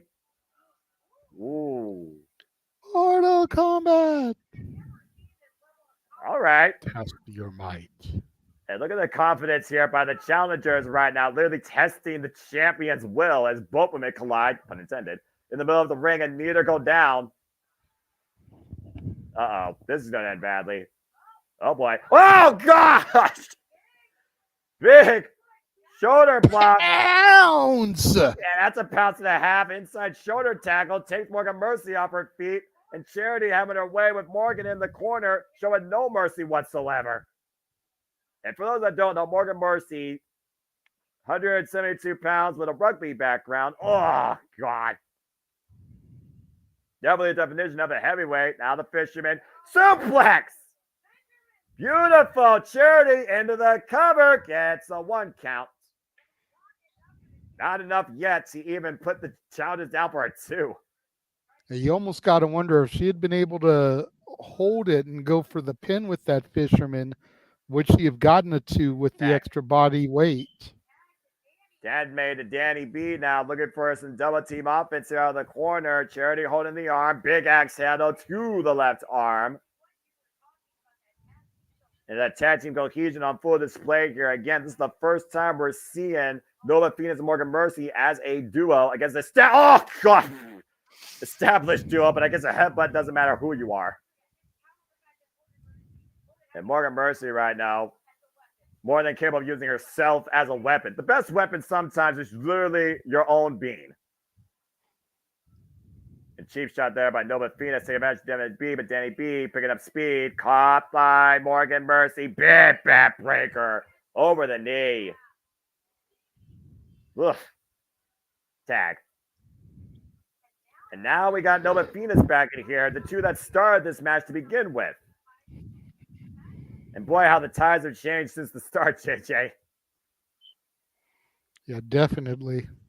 Yeah, I would say this is worst case scenario for the champions, as the challengers are literally taking advantage of Danny B in their corner, just driving her boot in the side of the head. And once again, taking a cheap shot against Charity King. Morgan Mercy taking advantage. Rear naked choke, 10 beats in the bound of sorts, and a body shot. And the challengers right now teeing off against Danny B, while Charity King right now is distracting the referee to the worst aid right now of her tag team partner. You gotta She's trying to get in there and help her partner, but the referee right on top of it. Well, again, emotions could be your greatest strength and your biggest threat. Sometimes the tag team partner who's trying to come in there to aid their partner or bring the referee's awareness takes too much away and allows the challengers to take advantage. That's fair, and that's exactly what happened right there. I would also argue that if Fire and Fury win not only the Mission Pro Tag titles, they have a chance to honestly maybe go after the NWA Women's Tag Team Champions. Let's not forget, the friggin' King Bees are the current NWA Women's Tag Team Champions. Oh, Danny B looking at that. Oh, God, what an Alabama slammer. Into the cover. Morgan gets a 2 count. Ooh, man. Great resilience there shown by Danny B. That was a hard whiplash effect. Tab made again to Nova Phoenix. And now Nova and Morgan hooking up. Danny B able to catch both though. Escape. Double net breaker. And Danny B turning that around, creating a critical moment here in this matchup to bring in her partner as she crawls her way towards Charity. Charity stands ready, but Morgan Mercy bringing her back towards center. And Danny B trying to create separation, find an escape, find the way, and oh no! And Nova Phoenix just pulled Charity off the ring apron, preventing the tap from happening. Not gonna happen. And Morgan Phoenix right now, big German suplex to Danny B. Further impact on that back from earlier. Back in control are the challengers. This has almost become a handicap match at this point, JJ, and a nasty cravat being applied right now by Morgan Mercy, rearranging the neck and head of Danny B. Definitely handicap style. Danny B is desperate for a tag. She needs Charity King to get back on the ring apron, and she needs that hot tag. It's the only thing that's going to help the King Bees keep their titles.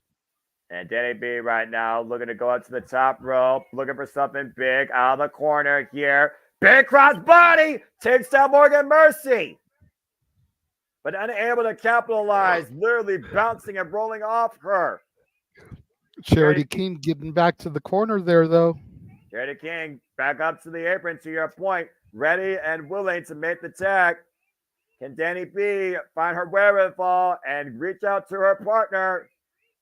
She's reaching, she's crawling, she's making her way towards her. And Mother Nature is trying its way every possible. Is she gonna make it? And there's the tag. Danny B has made the tag to Charity King, as I believe that's Morgan Mercy. Morgan Mercy's right. Morgan Mercy blue hair. Now Morgan Mercy in with Charity King. Oh man, needed the midsection. And now hoisting up Charity King, but Charity King counters, throws Morgan into the ropes once again. Runs for him on a clothesline. Huge clothesline there by Charity King.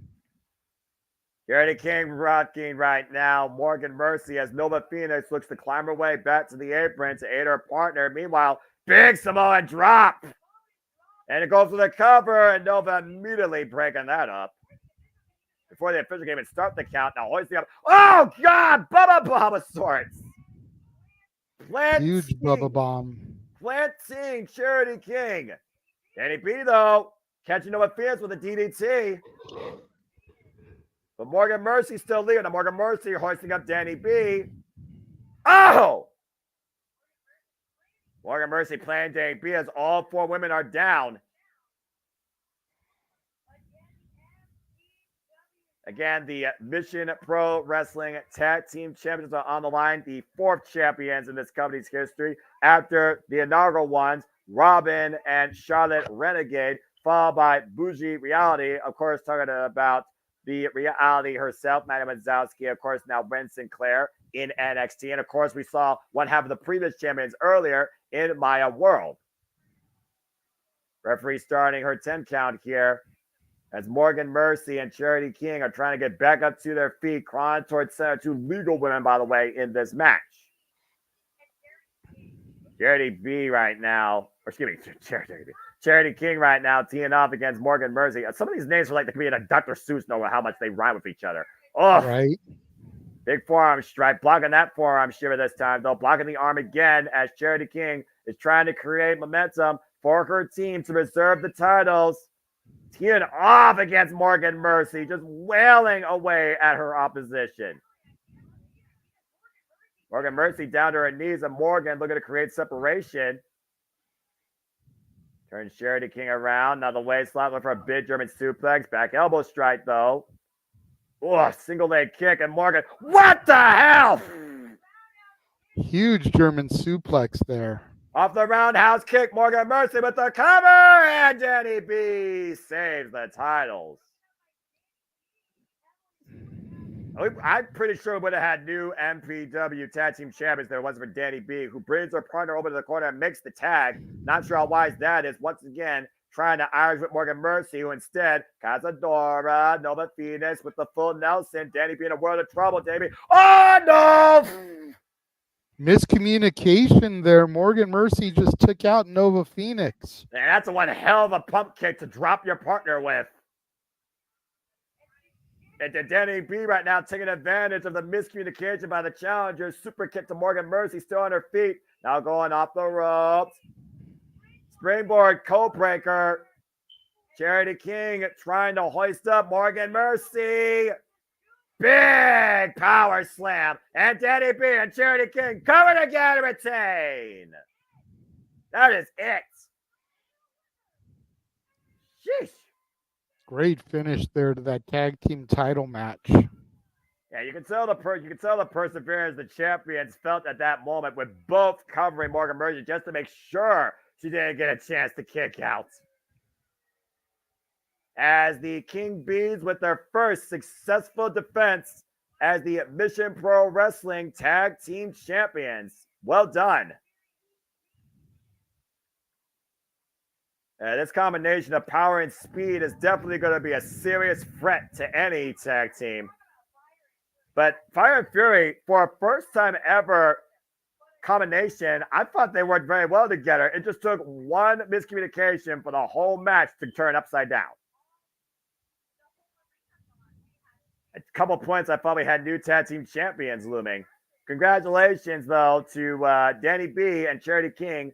The King Bees still Mission Pro Tag Team Champions. Tremendous showing by all 4 women there. So what are you thinking so far, Noah? Talk to me.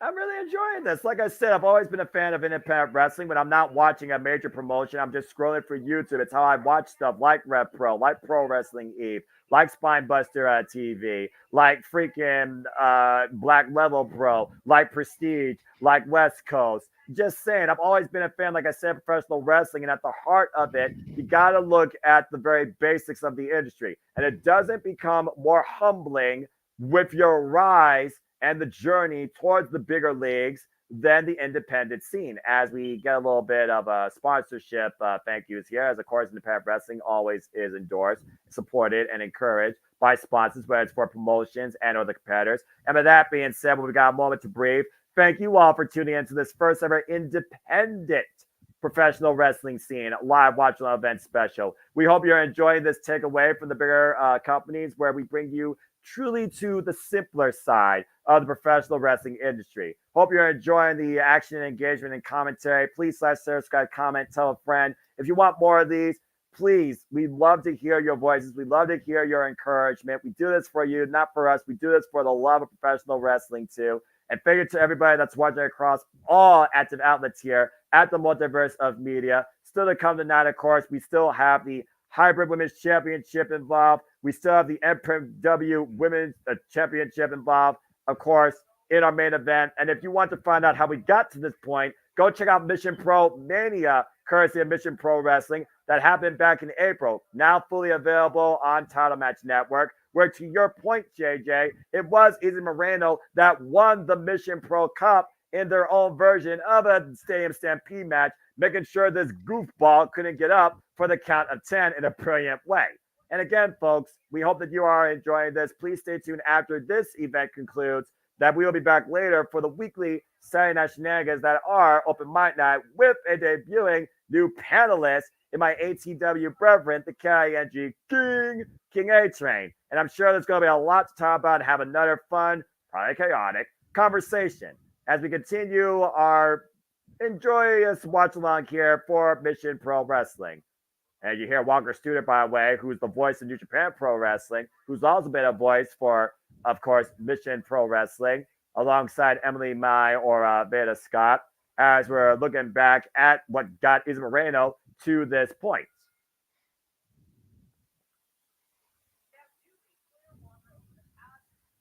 It looks like there's a bit of a flashback match here. Yeah.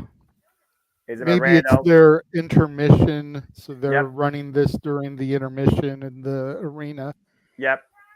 And you see Izzy Moreno was, of course, dressed for combat, dressed for a street fight, donning the colors of ECW in that top, the purple and the red.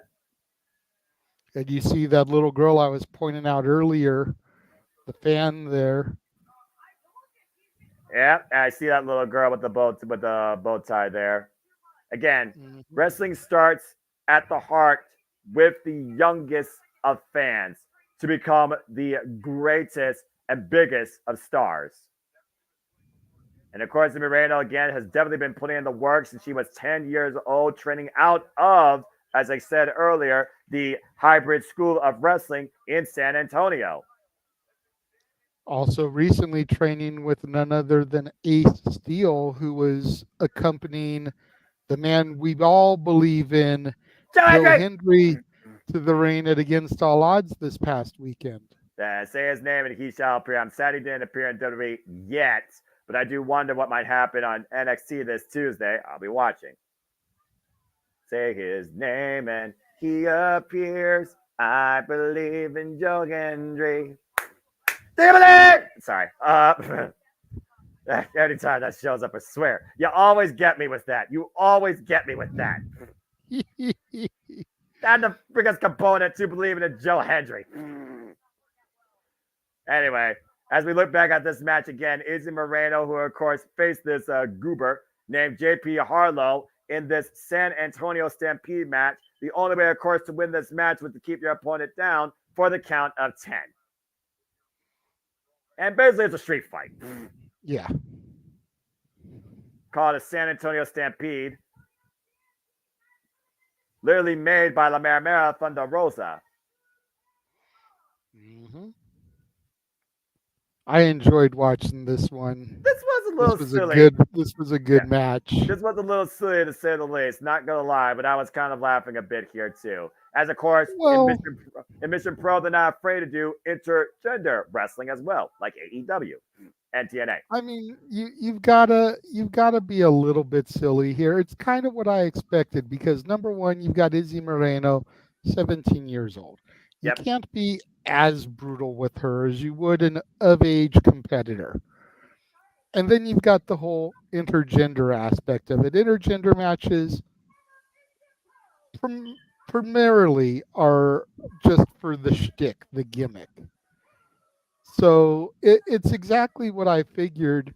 What killed me, though, and we'll see it here as we're taking a look at this flashback match, was when Izzy pulled out the bags that usually everybody assumes are thumbtacks. And one had friendship bracelets and the other one had the beads to make the friendship bracelets. I thought that was a great spot. I thought it was perfect for her personality. As JP Harlow attacks Izzy here. And completely uncalled for pre-match assault by JP Harlow, who basically become the hitman from one La Mera Mera Thunder Rosa, putting Izzy Moreno through hard times like she had hard times recovering her spine since she vacated the AEW Women's World Championship last year in August in Cleveland, Ohio. You know what? That's the other thing I'm wondering. I'm wondering if this is to kill the time that has been left vacated by Thunder Rosa's match.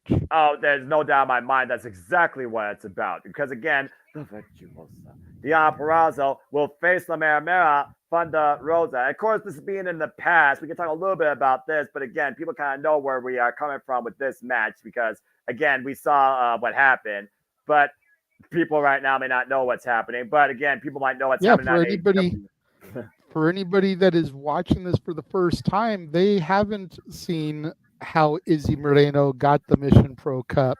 Exactly. So while we do have a little bit of flexibility to your point, we don't want to take away too much here. But no, it's all history though that goes with each other. Thunder Rosa, JP Harlow was the only person that ever Thunder Rosa, but she was rearranging her spine back in place this entire time as he catches Izzy Moreno, JP Harlow, by the way, with a football background, folks, out of the corner, now up in the fireman's carry on the shoulders with some big here, and the elbow stretch to Izzy, though, able to find a way to the apron to escape.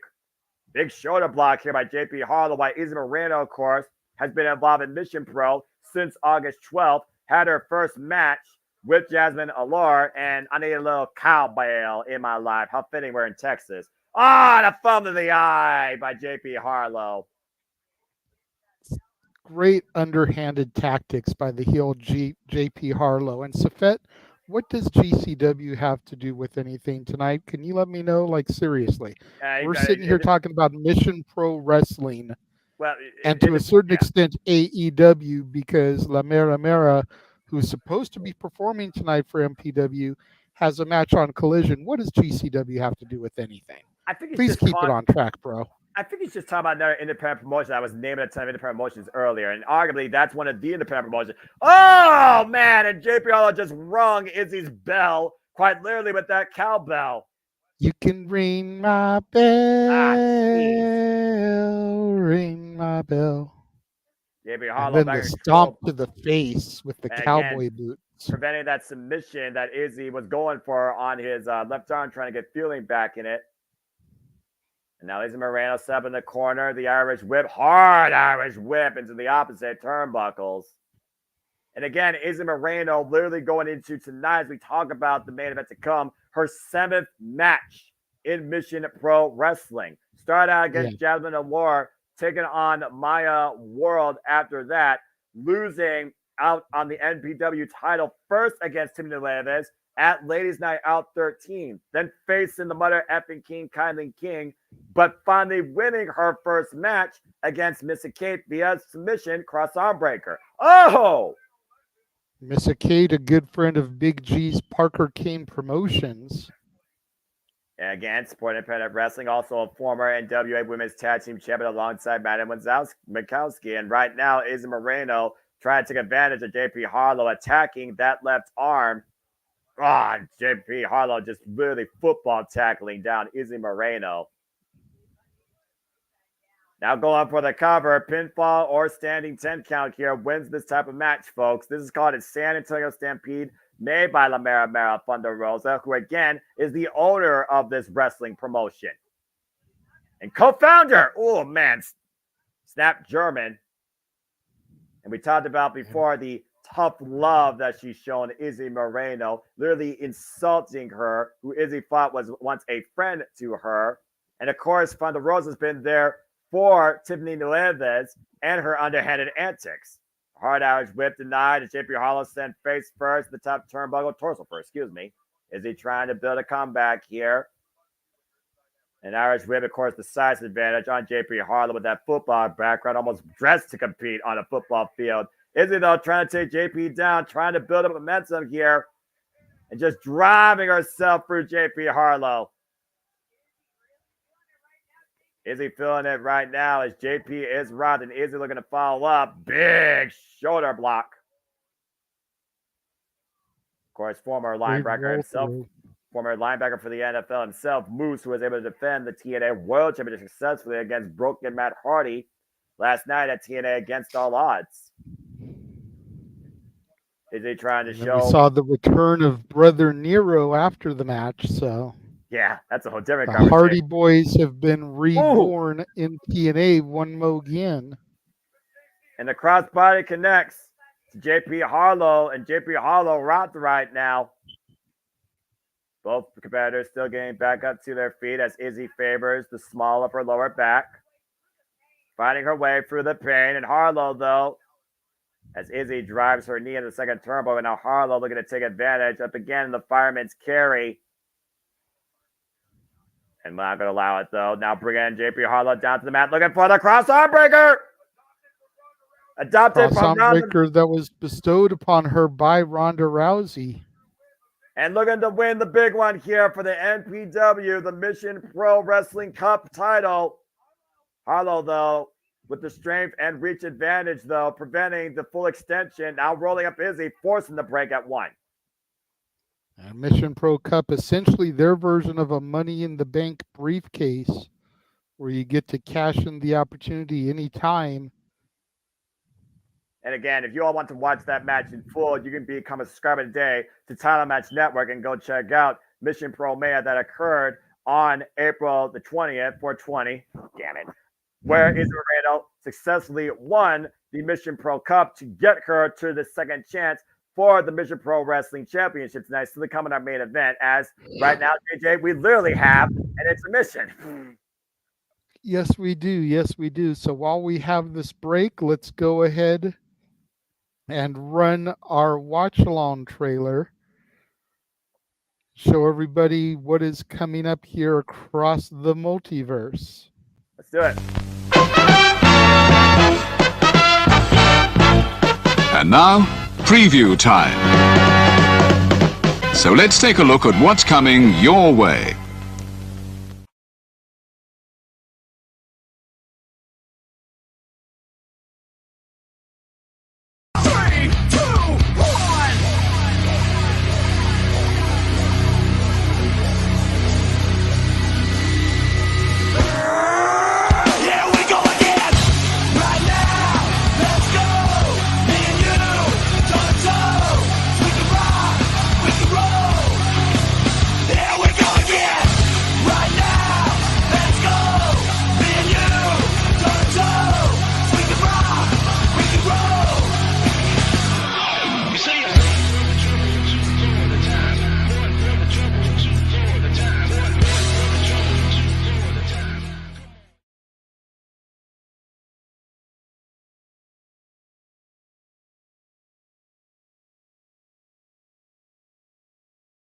And of course, as I always, in case you don't know by now, what I like to always post trailer show and tell you, it truly is here, all the wrestling, all the wrestling, all the wrestling, all the wrestling, all the wrestling, all the wrestling, all the wrestling, all the professional wrestling. Damn it, with more to be added, because TNA announced Emergence and Victory Road.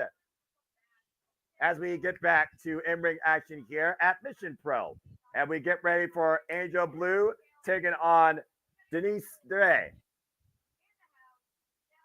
Angel Blue, of course, very well known, 16 years of wrestling experience, nicknamed the Mega Star. Of course, Wait a minute, I thought L.A. Knight, was the Mega Star. Apparently, there's more than one Mega Star in this business. Who would have funkin'? Of course, we've already seen Angel Blue involved in Mission Pro. Queen Uju beat Angel Blue back at Mission Pro Mania. And here's her opponent, Denise Day. Straight out of the Laredo, Texas area. Denise Day looks pretty fired up here, JJ. Oh, yeah, definitely. Denise Day, known as the Dream Catcher, trained out of the 5-Star Wrestling Academy. And of course, Denise Day, still very young in her career, In fact, she's only been involved in Mission Pro outside of one match in RCW, and this will be her 4th match in Mission Pro Wrestling, previously facing the likes of Miranda Alise, who we saw earlier when her bout in that tournament against Queen Uju. And Miranda Alise also has a victory over Denise Day.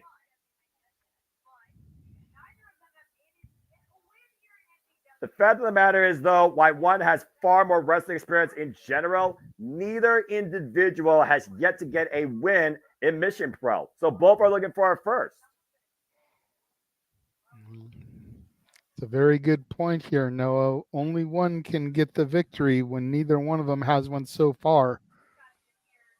Someone's got to get rid of that goose egg. Of course, Angel Blue's been involved, including, again, hardcore wars and women invitational tournament bouts in and out of her wrestling career. The reigns were underway. And of course, Angel Blue is more accomplished, current WBW Women's Champion, former Inspire Pro Twin Dragon Connection Champion. That's an intergender tag team championship, folks. And of course, a former ACW American Joshi champion 2 times over. Also known as Electra Blue, out of the Fairbanks, Alaska area. Oh my gosh. A little bit of aggression shown the early going here. And Denise, of course, we saw the aggression in her last outing right now with the mount position, almost a Lufez press of sorts, just teeing off against Angel Blue. Charges in, gets caught with an arm drag, though. Denise right now getting the better of Angel. Angel might be facing her own devil. Angel Blue again right now, getting countered, now going off. And, oh! And Denise into the cover. Gets a kick out. Angel Blue right now crawling in the corner, looking for a pre, but a false insecurity for Denise Day. Denise Day, a bit of a more powerful of the two here right now. A bit of a bigger opposition for Angel Blue to overcome. A ruthless aggression being shown here, though. Jeez. Vicious. Stomping away at Denise in the corner here. And again, this is just a unique singles exhibition. Both looking for their first win in Mission Pro. No title on the line, but more importantly, an accolade. Do whatever you can to rearrange the spine of your opponent. Definitely will help towards that achievement, JJ. Yeah, definitely. And looks like Angel Blue here just dominating Denise Day here in the early goings of the match here. Well, again, when you're trained by the likes of Lance Hoyt and Raleigh Dawkman with 16 years of experience, you should know a thing or two about being aggressive, especially if you're nicknaming yourself the Megastar with a hit check like that. Shoots the half. Here's the cover on Denise. Gets a 2 count.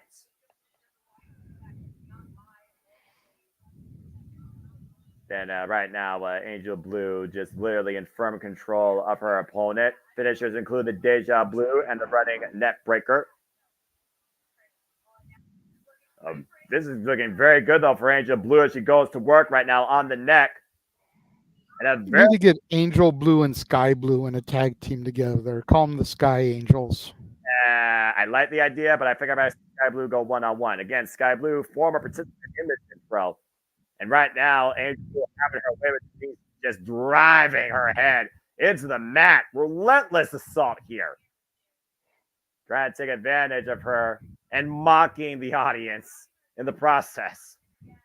Yeah, definite vicious streak here with Angel Blue. Can Denise Day get it together and start to get some offense? Again, Angel Blue was last involved in Mission Pro Mania with a loss against Queen Uju. Probably still upset from that. Oh, great axe kick, though, to Denise Day. And Angel Blue has been in firm control since the early going. Denise, though, trying to finally mount some offense here. Big knife edge chop and a rake in the eyes as Angel Blue again showing how far she's willing to go to get the win here tonight.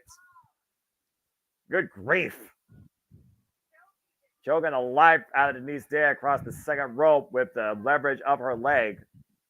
And Denise Day, of course, previously involved in a tag team bout alongside Red Chanel, losing to Jasmine Allure and Danny Moe in a four-way, and previously was involved in a pre-show match at Boiling Point. Made her Mission Pro debut that day as well.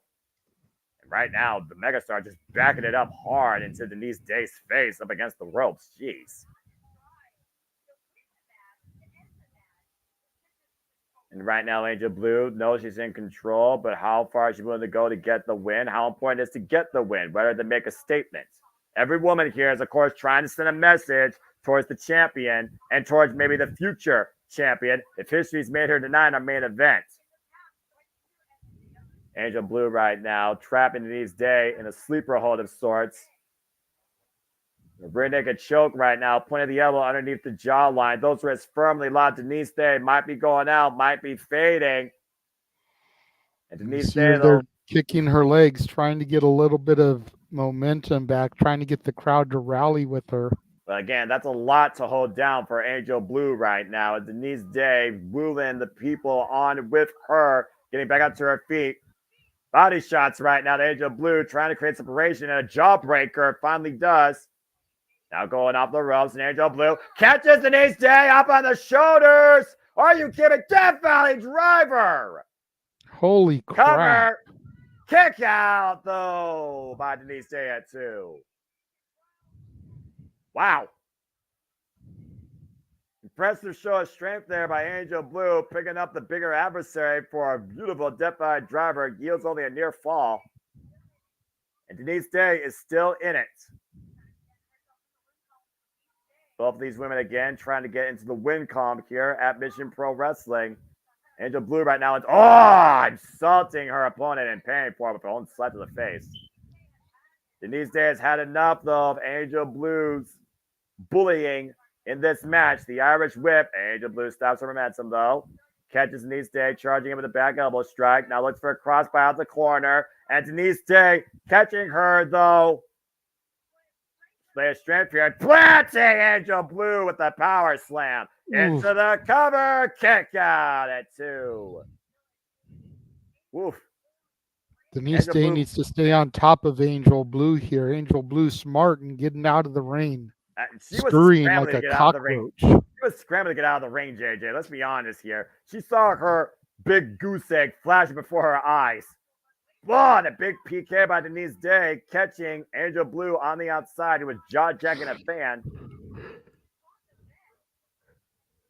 And Denise Day right now needs to bring Angel Blue back inside, or maybe it's better to take the count out here and what's Denise Day? And the crowd right now being asked to move away. Angel Blue, the spear to Denise Day through the chairs of the front row. Those unforgiving steel chairs. Setting up, wait a minute. This can't be legal. Technically speaking, I guess they're not being physically used for the win. They're just being impromptu used, I guess, as Angel Blue is setting up a very proverbial troubled bed of woe. There's Diva's intentions on Angel Blue's mind right now. Setting up those chairs and stacking chairs even more. Yes, but let's remember the cardinal rule, Noah. She who sets it up is usually the one to take the punishment. And it breaks the count, goes back inside the ring and breaks the count. And all the fans right now standing away from what looks like certain destruction for one of these two ladies. And Angel Blue looking to hoist Denise Day for a suplex up the steel ring steps through the bed of chairs. Denise Day reversing, though. Now looking to hook up Angel Blue. And oh my God! Oh, case Suplex in point. And Denise Day suplexes Angel Blue from the steel ring steps through the bed of chairs. Both women down as the referee starts her 10 count. Neither one moving at ringside. It might be a 10 count knockout. Up to 7. We're up to 8. Up to 9. Can either woman make the count? And that's it. That is it. It is a double count out. Both women remain winless in Mission Pro Wrestling. Interesting way to do this. I see a rematch come the next show in August. Well, at the end of the day, both women, they're still looking for that first win in Mission Pro. Neither one could take advantage. Denise Day going for broke, literally rearranging Angela Blue's spine off the bed of chairs. Referee helping Denise Day up to her feet as both these women's animosity towards each other and towards the win. This is far from over. Neither one scores the victory. You said it yourself. It's not over by a long shot, and I guarantee you it's not. What we just saw right there, that moment, just tells me these two women, they're ready to take it to the next level. It's about more than a win. Now it's personal.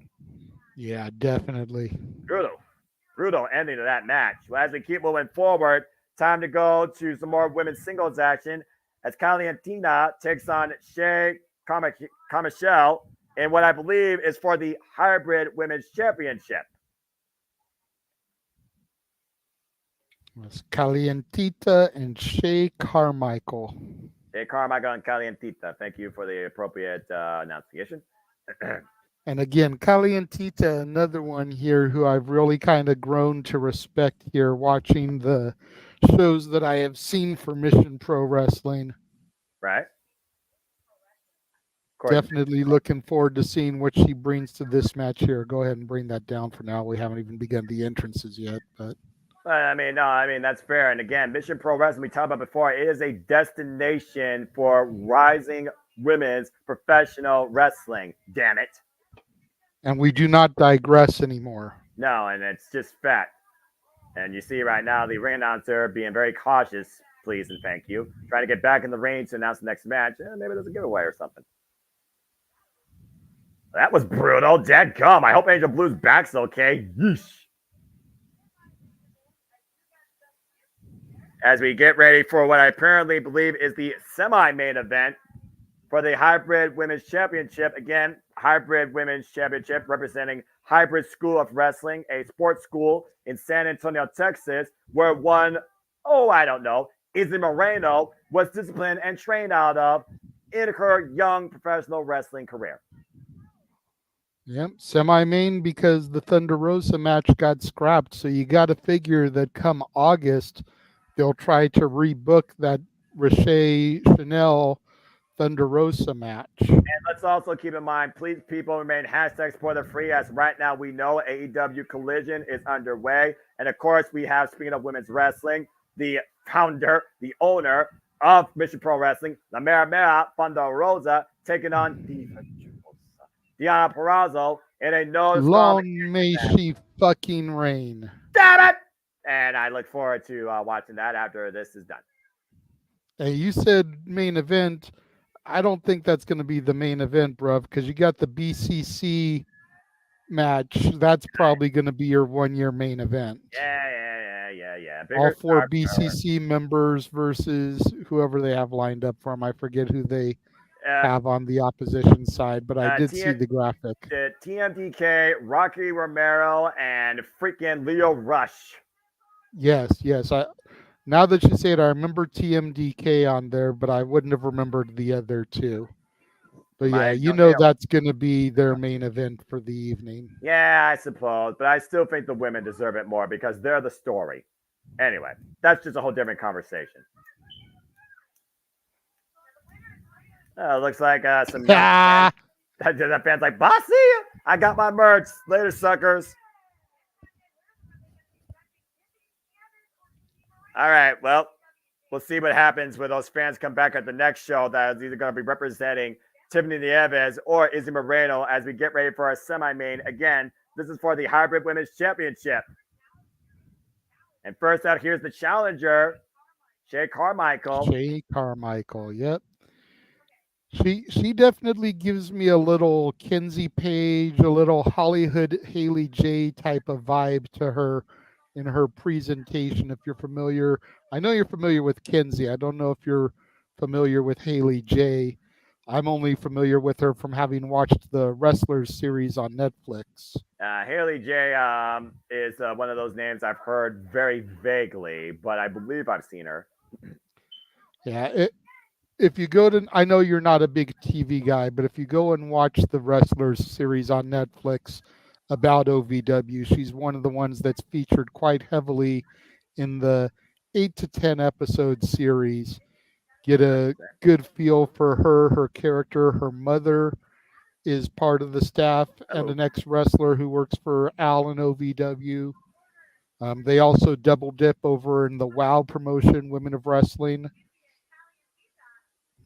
As we get Calientita now coming to the ring, the hybrid champion. The current hybrid women's champion, and Shay Carmichael is again somebody that's, making her way, putting in the work, but has quite a challenge put in front of her in the far more experienced Calientita, again, literally representing the hybrid school of wrestling known as the Spiciest Chica.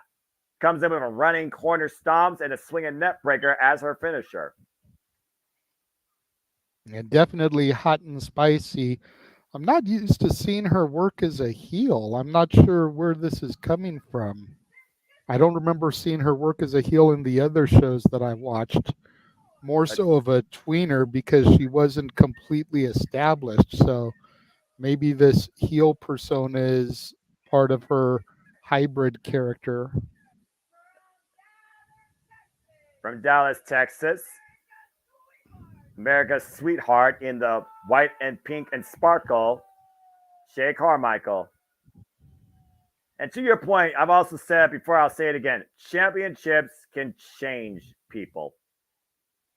This is fair. This is fair. I'm not sure exactly when she became the hybrid women's champion, as she didn't have it at Mission Pro Mania.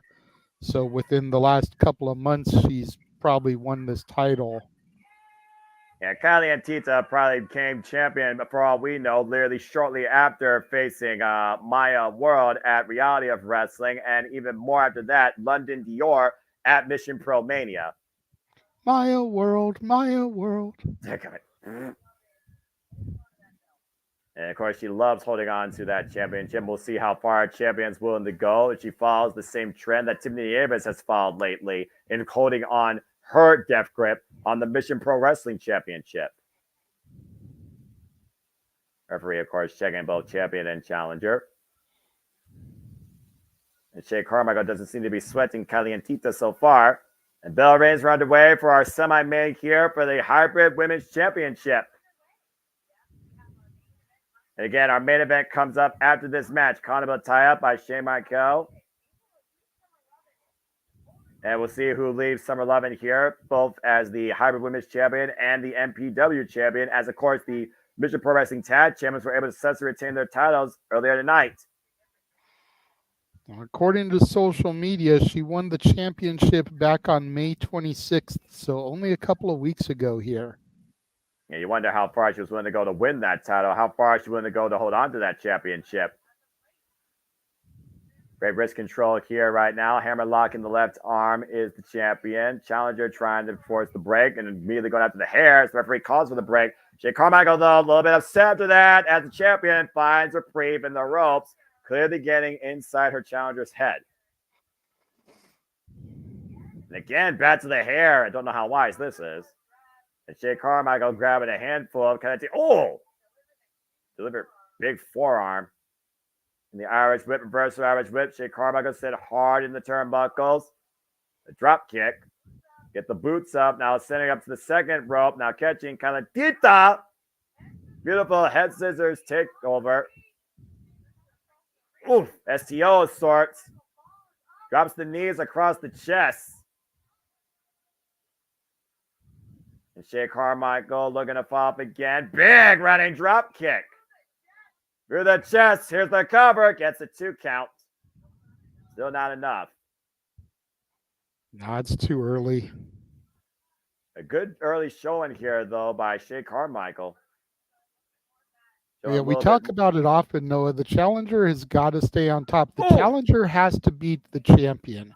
The champion does not have to beat the challenger. And a cover, too, it goes to how far a champion's willing to prove themselves, let alone preserve themselves, if not both. And a great Russian leg sweep follow-up there for the cover by Calientita. Calientita only 19 years old here. Only a couple years older than the challenger for the Mission Pro Championship tonight, Izzy Moreno. And again, both these women that you just mentioned literally trained out of the title this school represents, hybrid school of wrestling. And right now, Kelly and Tita looking to follow up. Big drop kick to the back of Shea Carmichael up against the second rope. Whiplash effect. Champion control the cover. Gets a 2 count. Just the 2 so far. Just the 2.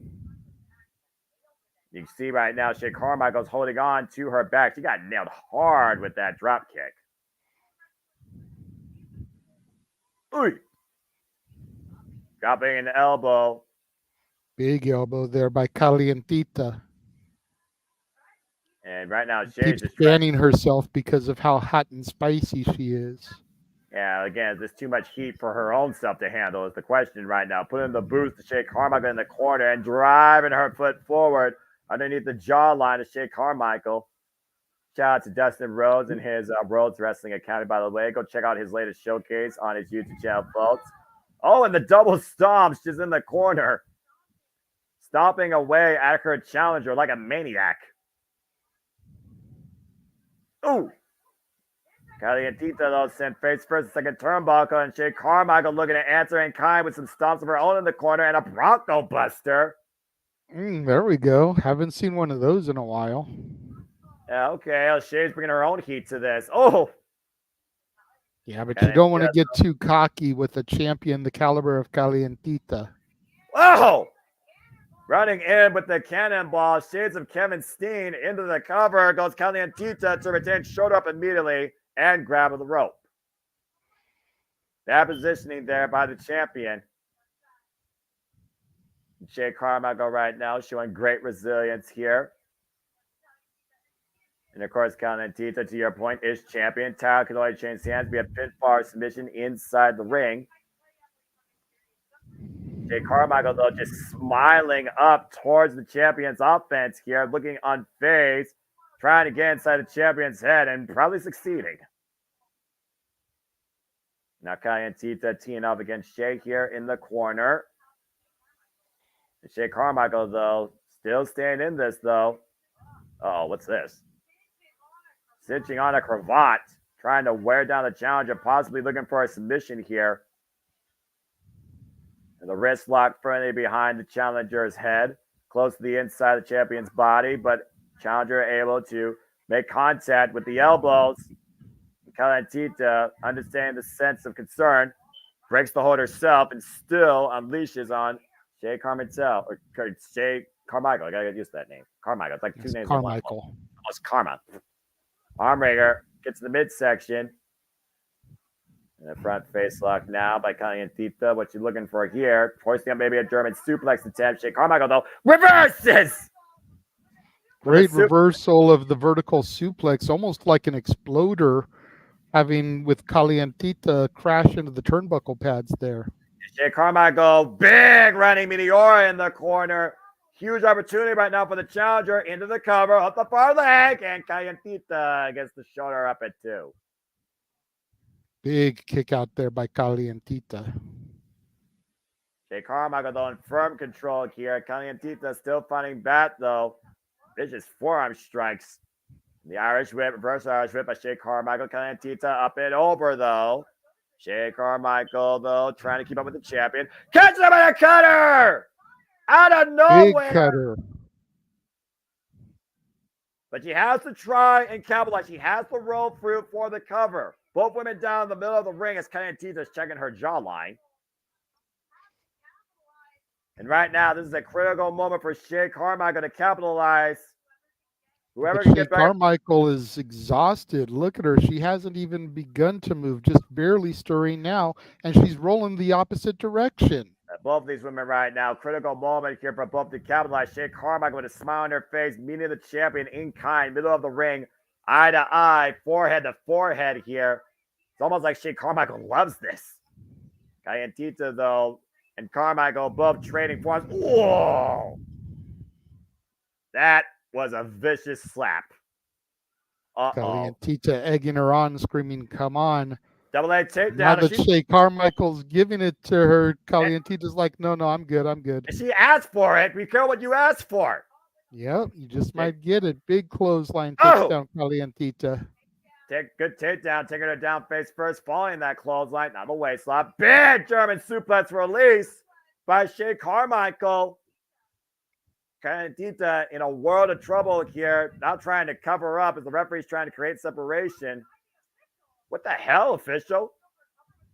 I thought she was going to go maybe for a cover, but I guess the officials are checking on the champion here.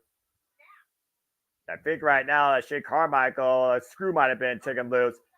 Got tripped up, though. Calientita looking to take advantage here. After the referee probably saved her. Oh, gosh. Calientita going for the cover. Gets a 2 count. 2.9 off of that face breaker of sorts on the knee. Oh! Almost an eat defeat type of maneuver. And right now, again, this attitude getting the better of the champion. Challenger taking advantage. Group of fronts kick again. Mounting the champion. Cover. Kick out at 2 again by Calientita.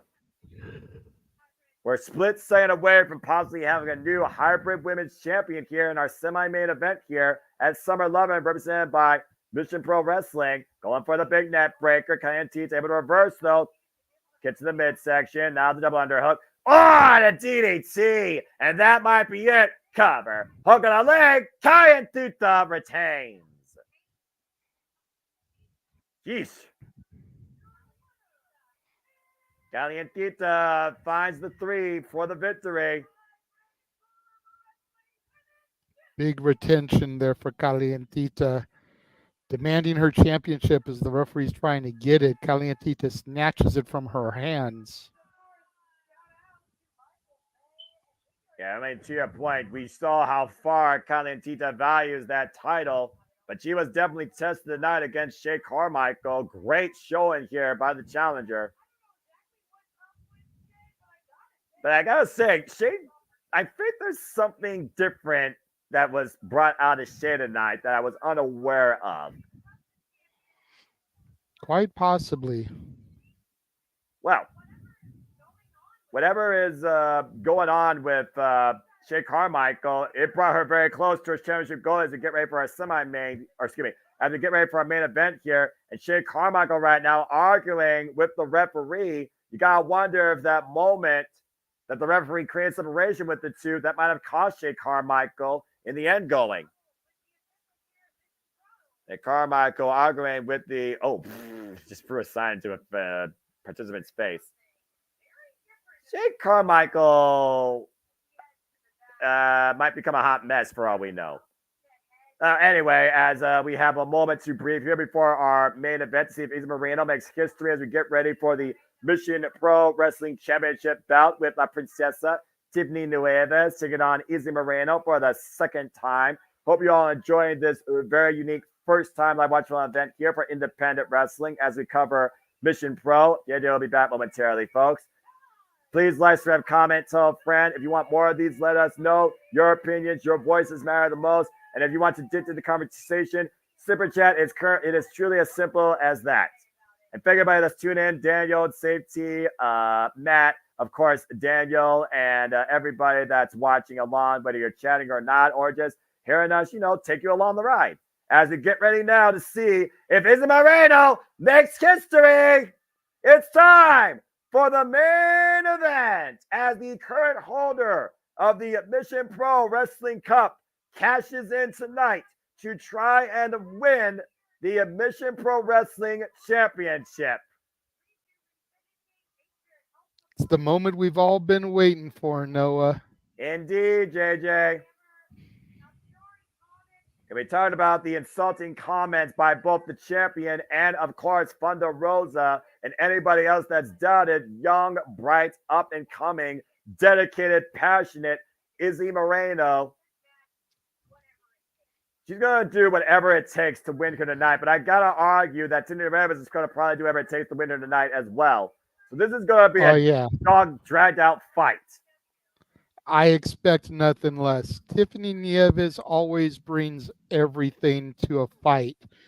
The question is will Izzy retain some of that killer instinct that was first brought out of her by Kylan Keene and that she used when she won the cup from JP Harlow? or is she going to try to be the goody girl that everyone just assumes that she is? I think one thing for sure, she is definitely prepared for this matchup. And you have to be prepared as much as possible for this. Yeah, and then what's going to happen come next show with the Mission Pro Cup? Again, we're going to have to crown a new champion as Izzy Moreno surrenders it here in order to challenge for the title. And here comes the champion, La Princesa Tiffany Nieves. To your point, Tiffany Nieves, by the way, who is literally going into her 11th defense, overcoming Lady Bird Moreau, Natalia Markova, Rache Chanel, Zoe Sky, Rache Chanel again, Christina Marie, beating Genocide, and of course, previously beating Izzy Moreno at Ladies Night Out 13 back in November 2023. Her most recent defense was back in River City Wrestling Con against Tiny Tanaya, and right now she's looking to once again make sure that nobody stops her run as she looks to be the record holder, reaching her 308th day, just literally 21 days shy of being the record set by Holiday and Genocide, the very woman she took the title from. Mm-hmm. And I love her slogan, get it, got it, bueno. Love her catchphrase. It's so good. And of course, she will truly make sure she does whatever it takes to get the win and make sure Izzy Moreno leaves defeated. Says that tonight nothing changes. We're about to find out. Let's get down to our introductions. This is our main event.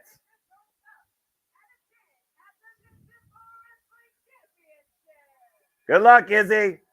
Yes. Ring announcer telling the fans what we all know, that this is the cash-in of the cup.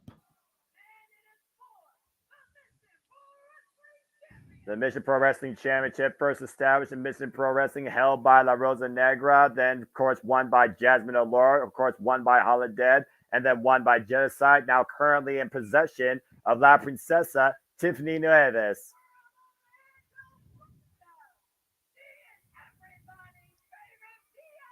Everybody's favorite BFF, it's Izzy Moreno. Trained literally out of Hybrid School of Wrestling right in the Texas area and the Team Vision Dojo. For those that don't know, Izzy Moreno has a background in Jiu-Jitsu, which is fitting that she uses the cross arm breaker. Yep. And her opponent, your current reigning and defending Mission Pro champion, La Princesa Tiffany Nieves.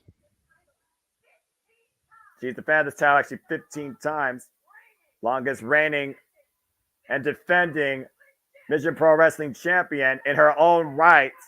La Princesa Tiffany Nieves, also a previous challenger for the Burke in NWA with a loss against Kenzie Page. I may not like Tiffany Nieves' tactics, but I can't argue the heart. Of course, being also a former cancer survivor, Tiffany Nieves is no stranger overcoming adversity in her own life, in and out of pro wrestling.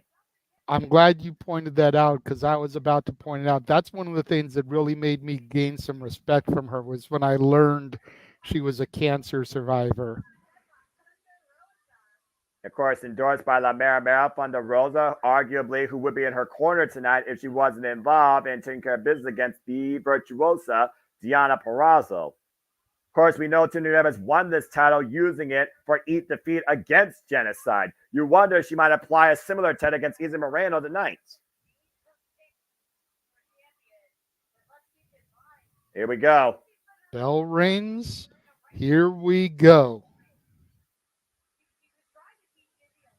Again, sometimes the hardest lessons are taught the toughest of ways, whether you know it or not. And I do wonder why Thunder Rosa may have chosen Tiffany Nieves to be her champion at Mission Pro. Does she believe that Izzy Moreno can be a champion in her promotion?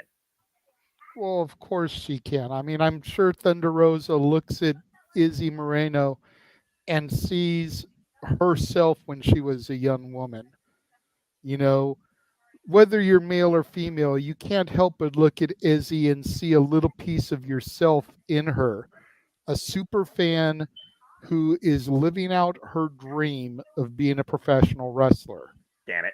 You know, every single one of us that watches the product on a weekly basis, whether it's WWE, AEW, TNA, NWA, or any of the many indie promotions that are out there and local to us, every single one of us that sits down and watches it at some point or another envisions ourselves in the ring doing this. And the mounting position and right now, Izzy is doing it. Yeah, Izzy Moreno right now, teeing off, and Tiffany Nieves and Izzy Moreno literally rolling around in the ring, fighting like cats and dogs.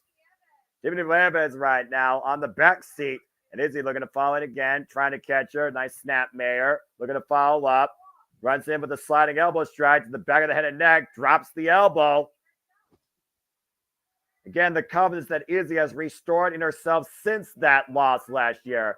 But miscue off that elbow strike, and Tiffany might take full advantage of that now, though. Looking for that double underhook, butterfly suplex possibly. Meanwhile, transition by Izzy, bringing it down the mat. Might be looking for the arm breaker, and Tiffany finds a reprieve in the ropes momentarily.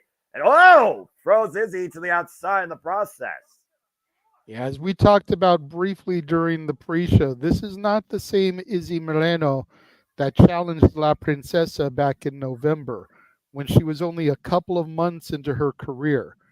This is almost a 1 year, difference in the individual in ring. A lot more experience, a little bit older. She's had a birthday since then, a little bit wiser. And right now, and having competed against La Princesa before, she kind of knows what to expect from the fighting champion. And right now, she's not taking any of La Princesa's insults as the champion goes back inside to break the count and continue to punch on the outside while Izzy continues to try and fight back.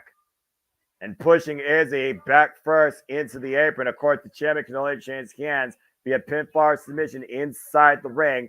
And Tiffany Nieves is well aware of that, but Tiffany's out tonight to send a message. Now, hammerlocking the arm across the bottom rope, hyperextending the right arm, and continuing the punishment. Referee forcing the break.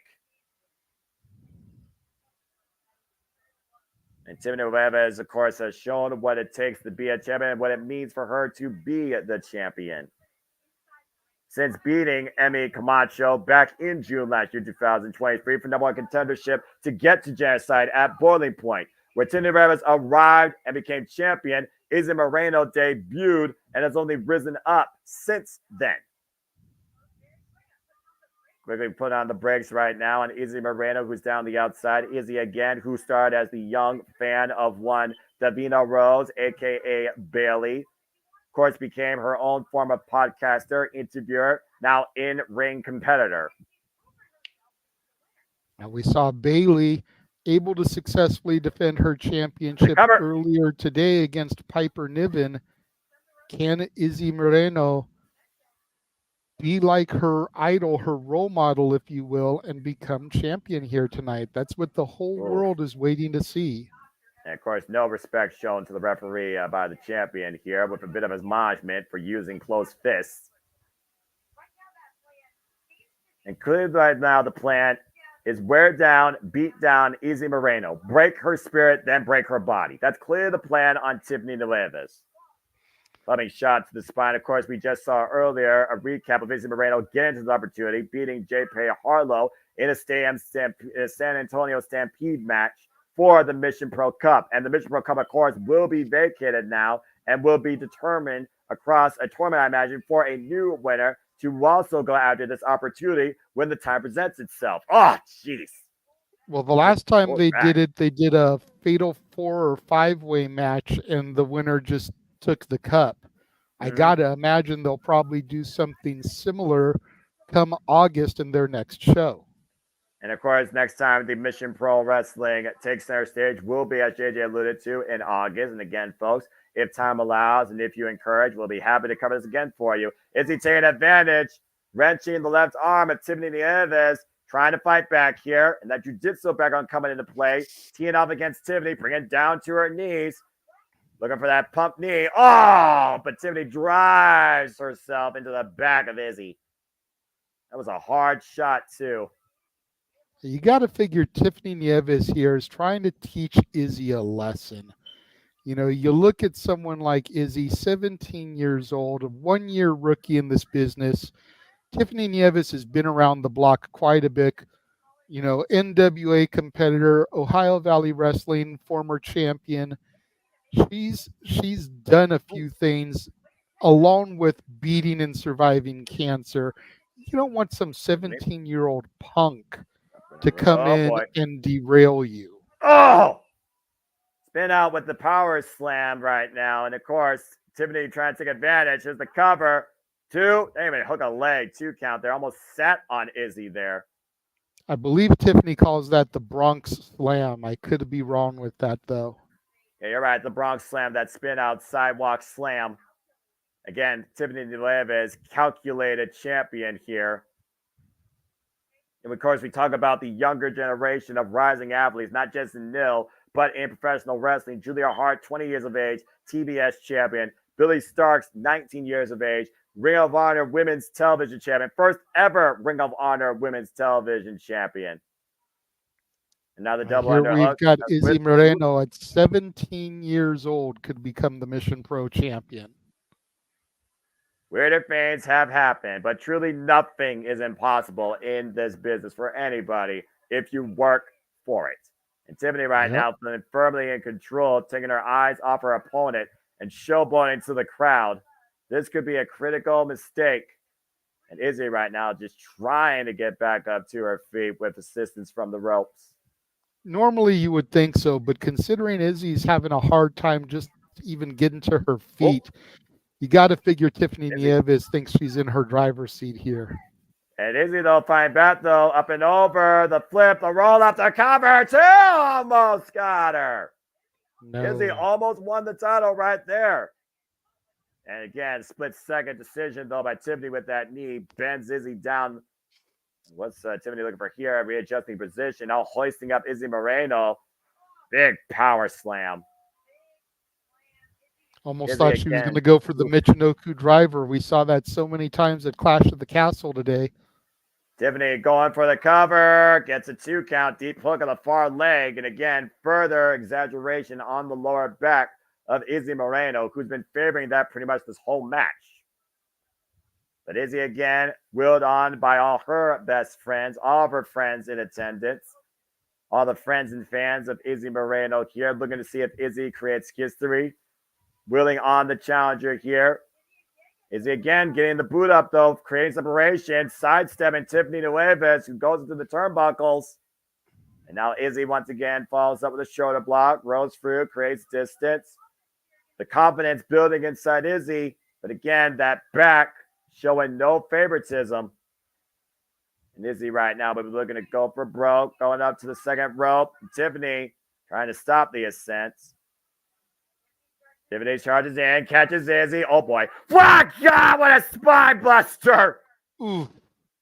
Damn. The strength of La Princesa to catch Izzy Moreno there and just drive her down with that brutal spine wait a minute. buster. Look at the transition, JJ. Look at the transition. Going for the cross arm breaker. Trying to lock it in, but Tiffany rolls up Izzy and forces Izzy to break the hold. See, that's the one thing that most of these women have over Izzy is a little bit of a weight edge.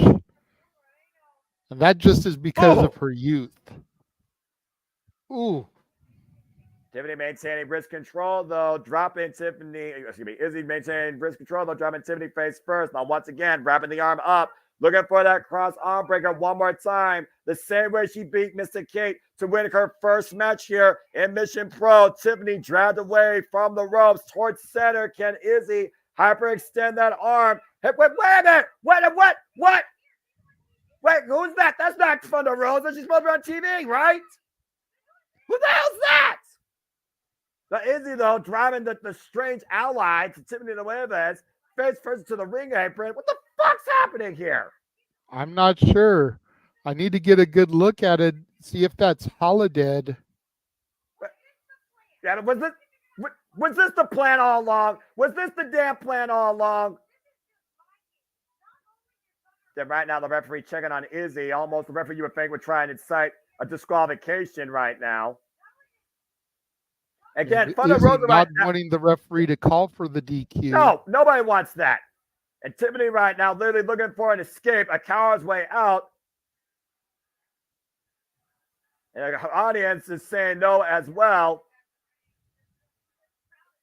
This crowd right now is apoplectic, as well as Izzy at this point. Referee right now with a critical decision to make.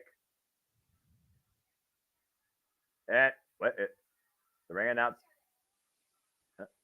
Oh, it's their general manager, CT, the Mic Slayer.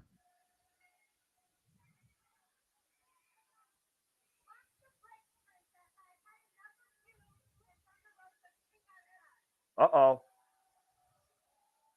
The manager is stepping in here.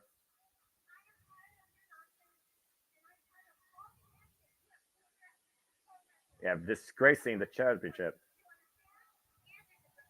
Yeah, antics is a polite word.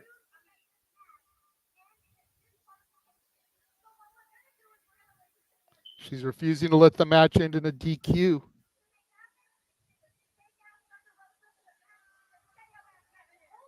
Well, this whole thing, this whole charade, being eliminated by the general manager, fake ass Thunder Rosa to the back.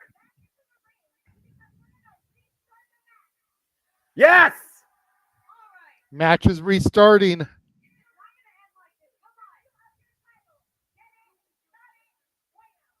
Damn! Yeah, you better get back in that ring or you're going to be stripped of your championship, Para. Yeah, this is not what Tiffany expected. Tiffany was looking for an easy way out with a fake-ass Thunder Rosa who should be losing an arm right now to Deonna Purrazzo. Now she's headed to the back as she was about to tap out of the arm breaker. And Izzy in hot pursuit as the general manager has demanded this match to restart. And Izzy dragging the champion back towards the ring. Great move by Carolina Teague. Well, Carolina Teague has also been on the blunt end of Thunder Rosa's insults as well. You only can handle so much bullshit for so long, all right? And Izzy no doubt, no doubt. Hard into the steel ring steps. As Tiffany's looking the question though now, Noah, is how pissed off is La Princesa, and is she going to dish out even more punishment to Izzy Moreno, or should she have just allowed the match to get DQ'd? I think we're going to see a more fired up Tiffany Nieves here now. Well, maybe the general manager is trying to make Tiffany Nieves a worthy champion to call for Mission Pro. Maybe she's trying to make Tiffany a better competitor. Maybe she's trying to make Tiffany somebody people can be proud of. Why people have endorsed Izzy Moreno and rather see her as the face of Mission Pro. Again, though, Izzy Moreno, though, again, like you said, still so young, still so, again, under-tested, favoring the smile for her back. Referee asking Izzy if she wants to continue. Izzy, again, with the biggest opportunity of her young career. Tiffany, though, does not want Izzy to even get a second chance at it. Izzy's body is not as calloused, is not as used to the bumps as a more experienced competitor. Well, the match is officially restarted, so Izzy brought back inside the ring. Tiffany waiting for the bell to ring. At first. There it is. All right, well, here we go. Round two. I appreciate what the general manager did here, but again, I do worry about Izzy Moreno's long-term conditioning, to your point. And right now, Tiffany taking full advantage of that. Absolutely furious. Can I imagine what Thunder Rosa faces this if she don't lose her arm to the Virtuosa Deonna Purrazzo, which I more so expect than anything else. Sorry, not sorry. Well, and now she's going to take the count got to be huddled around a computer or her phone watching this. Although it is starting to get close to that women's match championship time in AEW, as it's almost the 9:15 mark. Collision, they do things slightly differently. I will say that, especially when it comes to women extreme circumstances. And I'll leave it at that. Meanwhile, Izzy Moreno trying to climb her way up on the apron, stop the rest 10 count. And Tiffany runs in with the drop kick, though, and drives Izzy back down hard to the outside.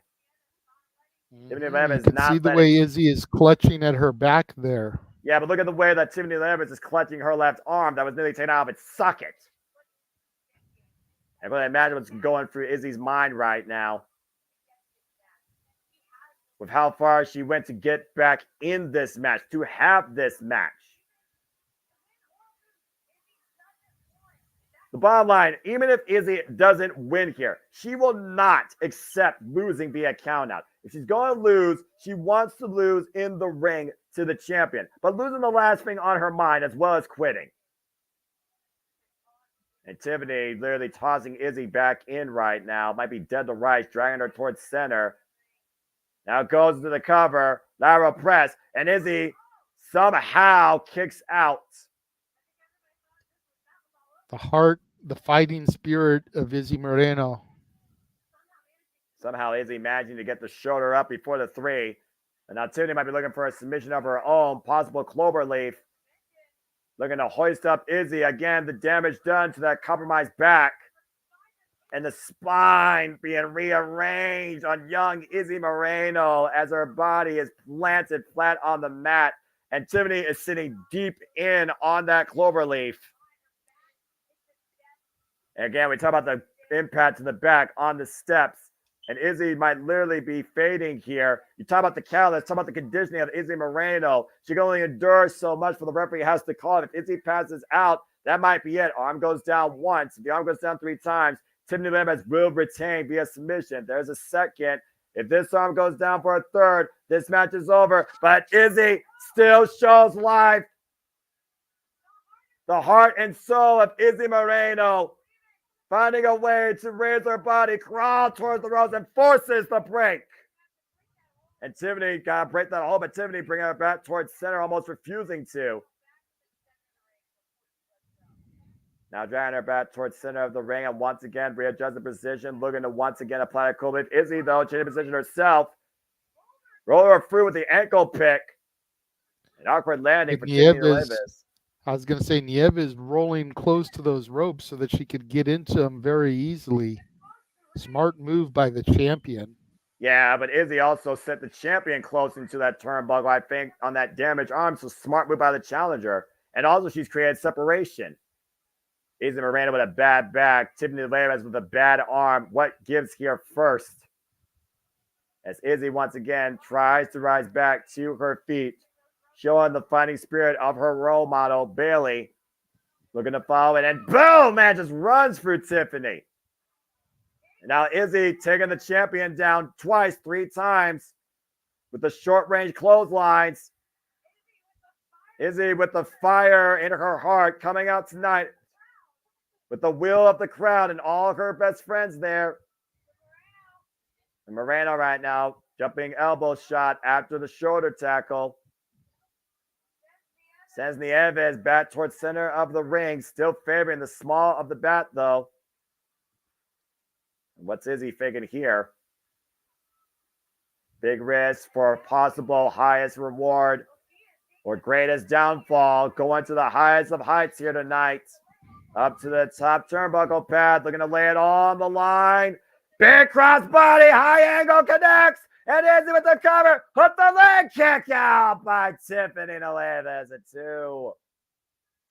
And Izzy can't believe it. She's trying to figure out what it's going to take to get the victory and become champion here. Now you Tiffany, can see her.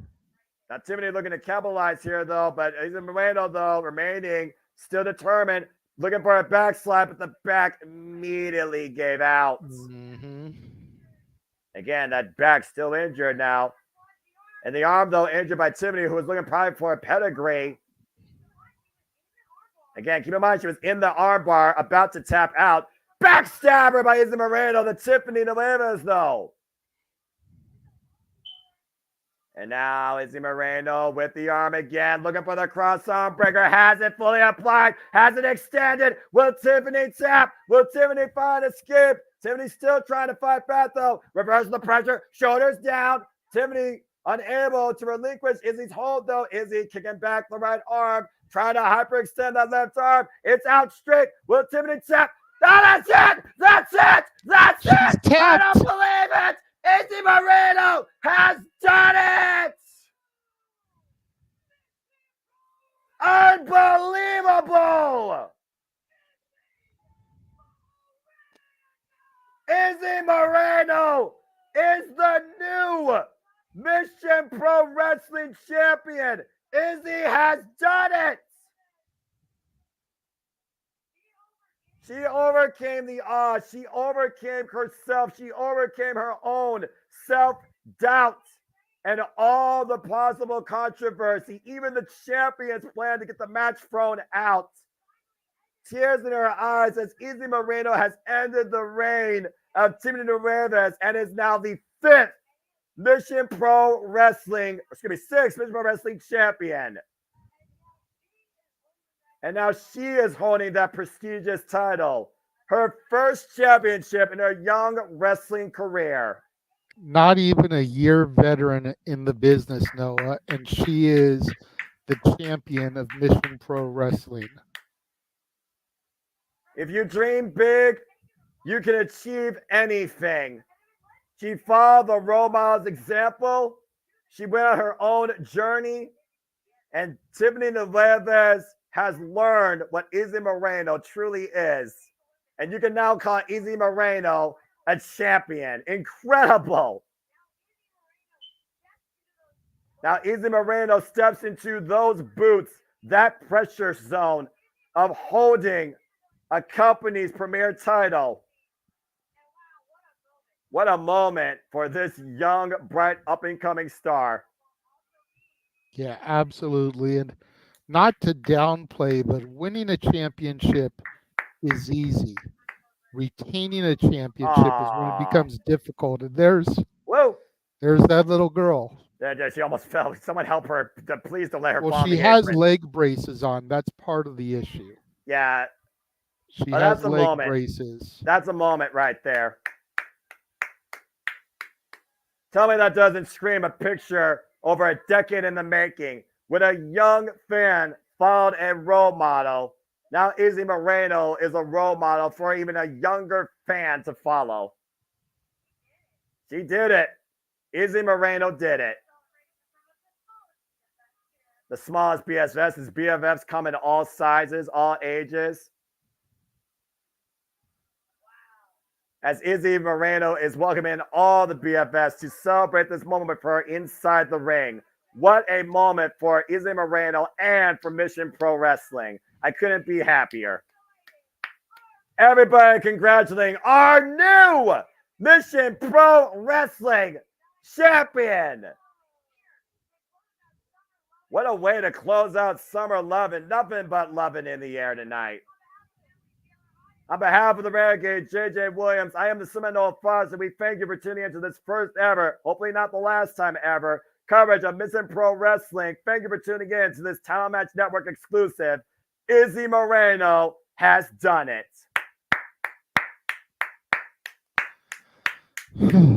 That was wholesome professional wrestling, damn it. That was wonderful. Congratulations to young Izzy Moreno. Yep. Beautiful. That was great. I'm so damn happy for her. That just made my day. That made me smile. Same. And that, ladies and gentlemen, is what it means wholesomely to embrace and love professional wrestling. Damn it. Absolutely. Absolutely. Originally, I was going to go straight into open mic night from here, but with it being as early as it is, we'll go ahead. We'll take a little hiatus. We'll come back at the top of the hour. So 7 o'clock Pacific, 10 o'clock Eastern. Still start about an hour early. Hopefully we can get out a little early. With Father's Day tomorrow, with having to go to my 9 to 5 at 11 a.m. my time tomorrow. So everyone, we will be back in about 45 minutes. Take your opportunity, grab you something to eat, grab you a tasty beverage, go to the bathroom. Izzy Moreno is your new Mission Pro champion. Izzy Mania is running wild, and Mission Pro Wrestling is honored to have it. Congratulations, Izzy. Have a good night, folks. We'll see you actually in an hour and 45 minutes, JJ. Look at your clock. That's what I'm saying. We'll start at the top of the hour. We'll start at 7 instead of 8, 10 instead of 11. What? Yeah. You're crazy. Hey, I figure if we start an hour earlier, we may get done an hour earlier, sir. All right, fudge it. I'm game. We'll see you all shortly. See y'all at the top of the hour. The Jeff Meacham Network's Multiverse of Media. for over 15 years, the recognized symbol of excellence and the standard bearer in coverage of sports and entertainment.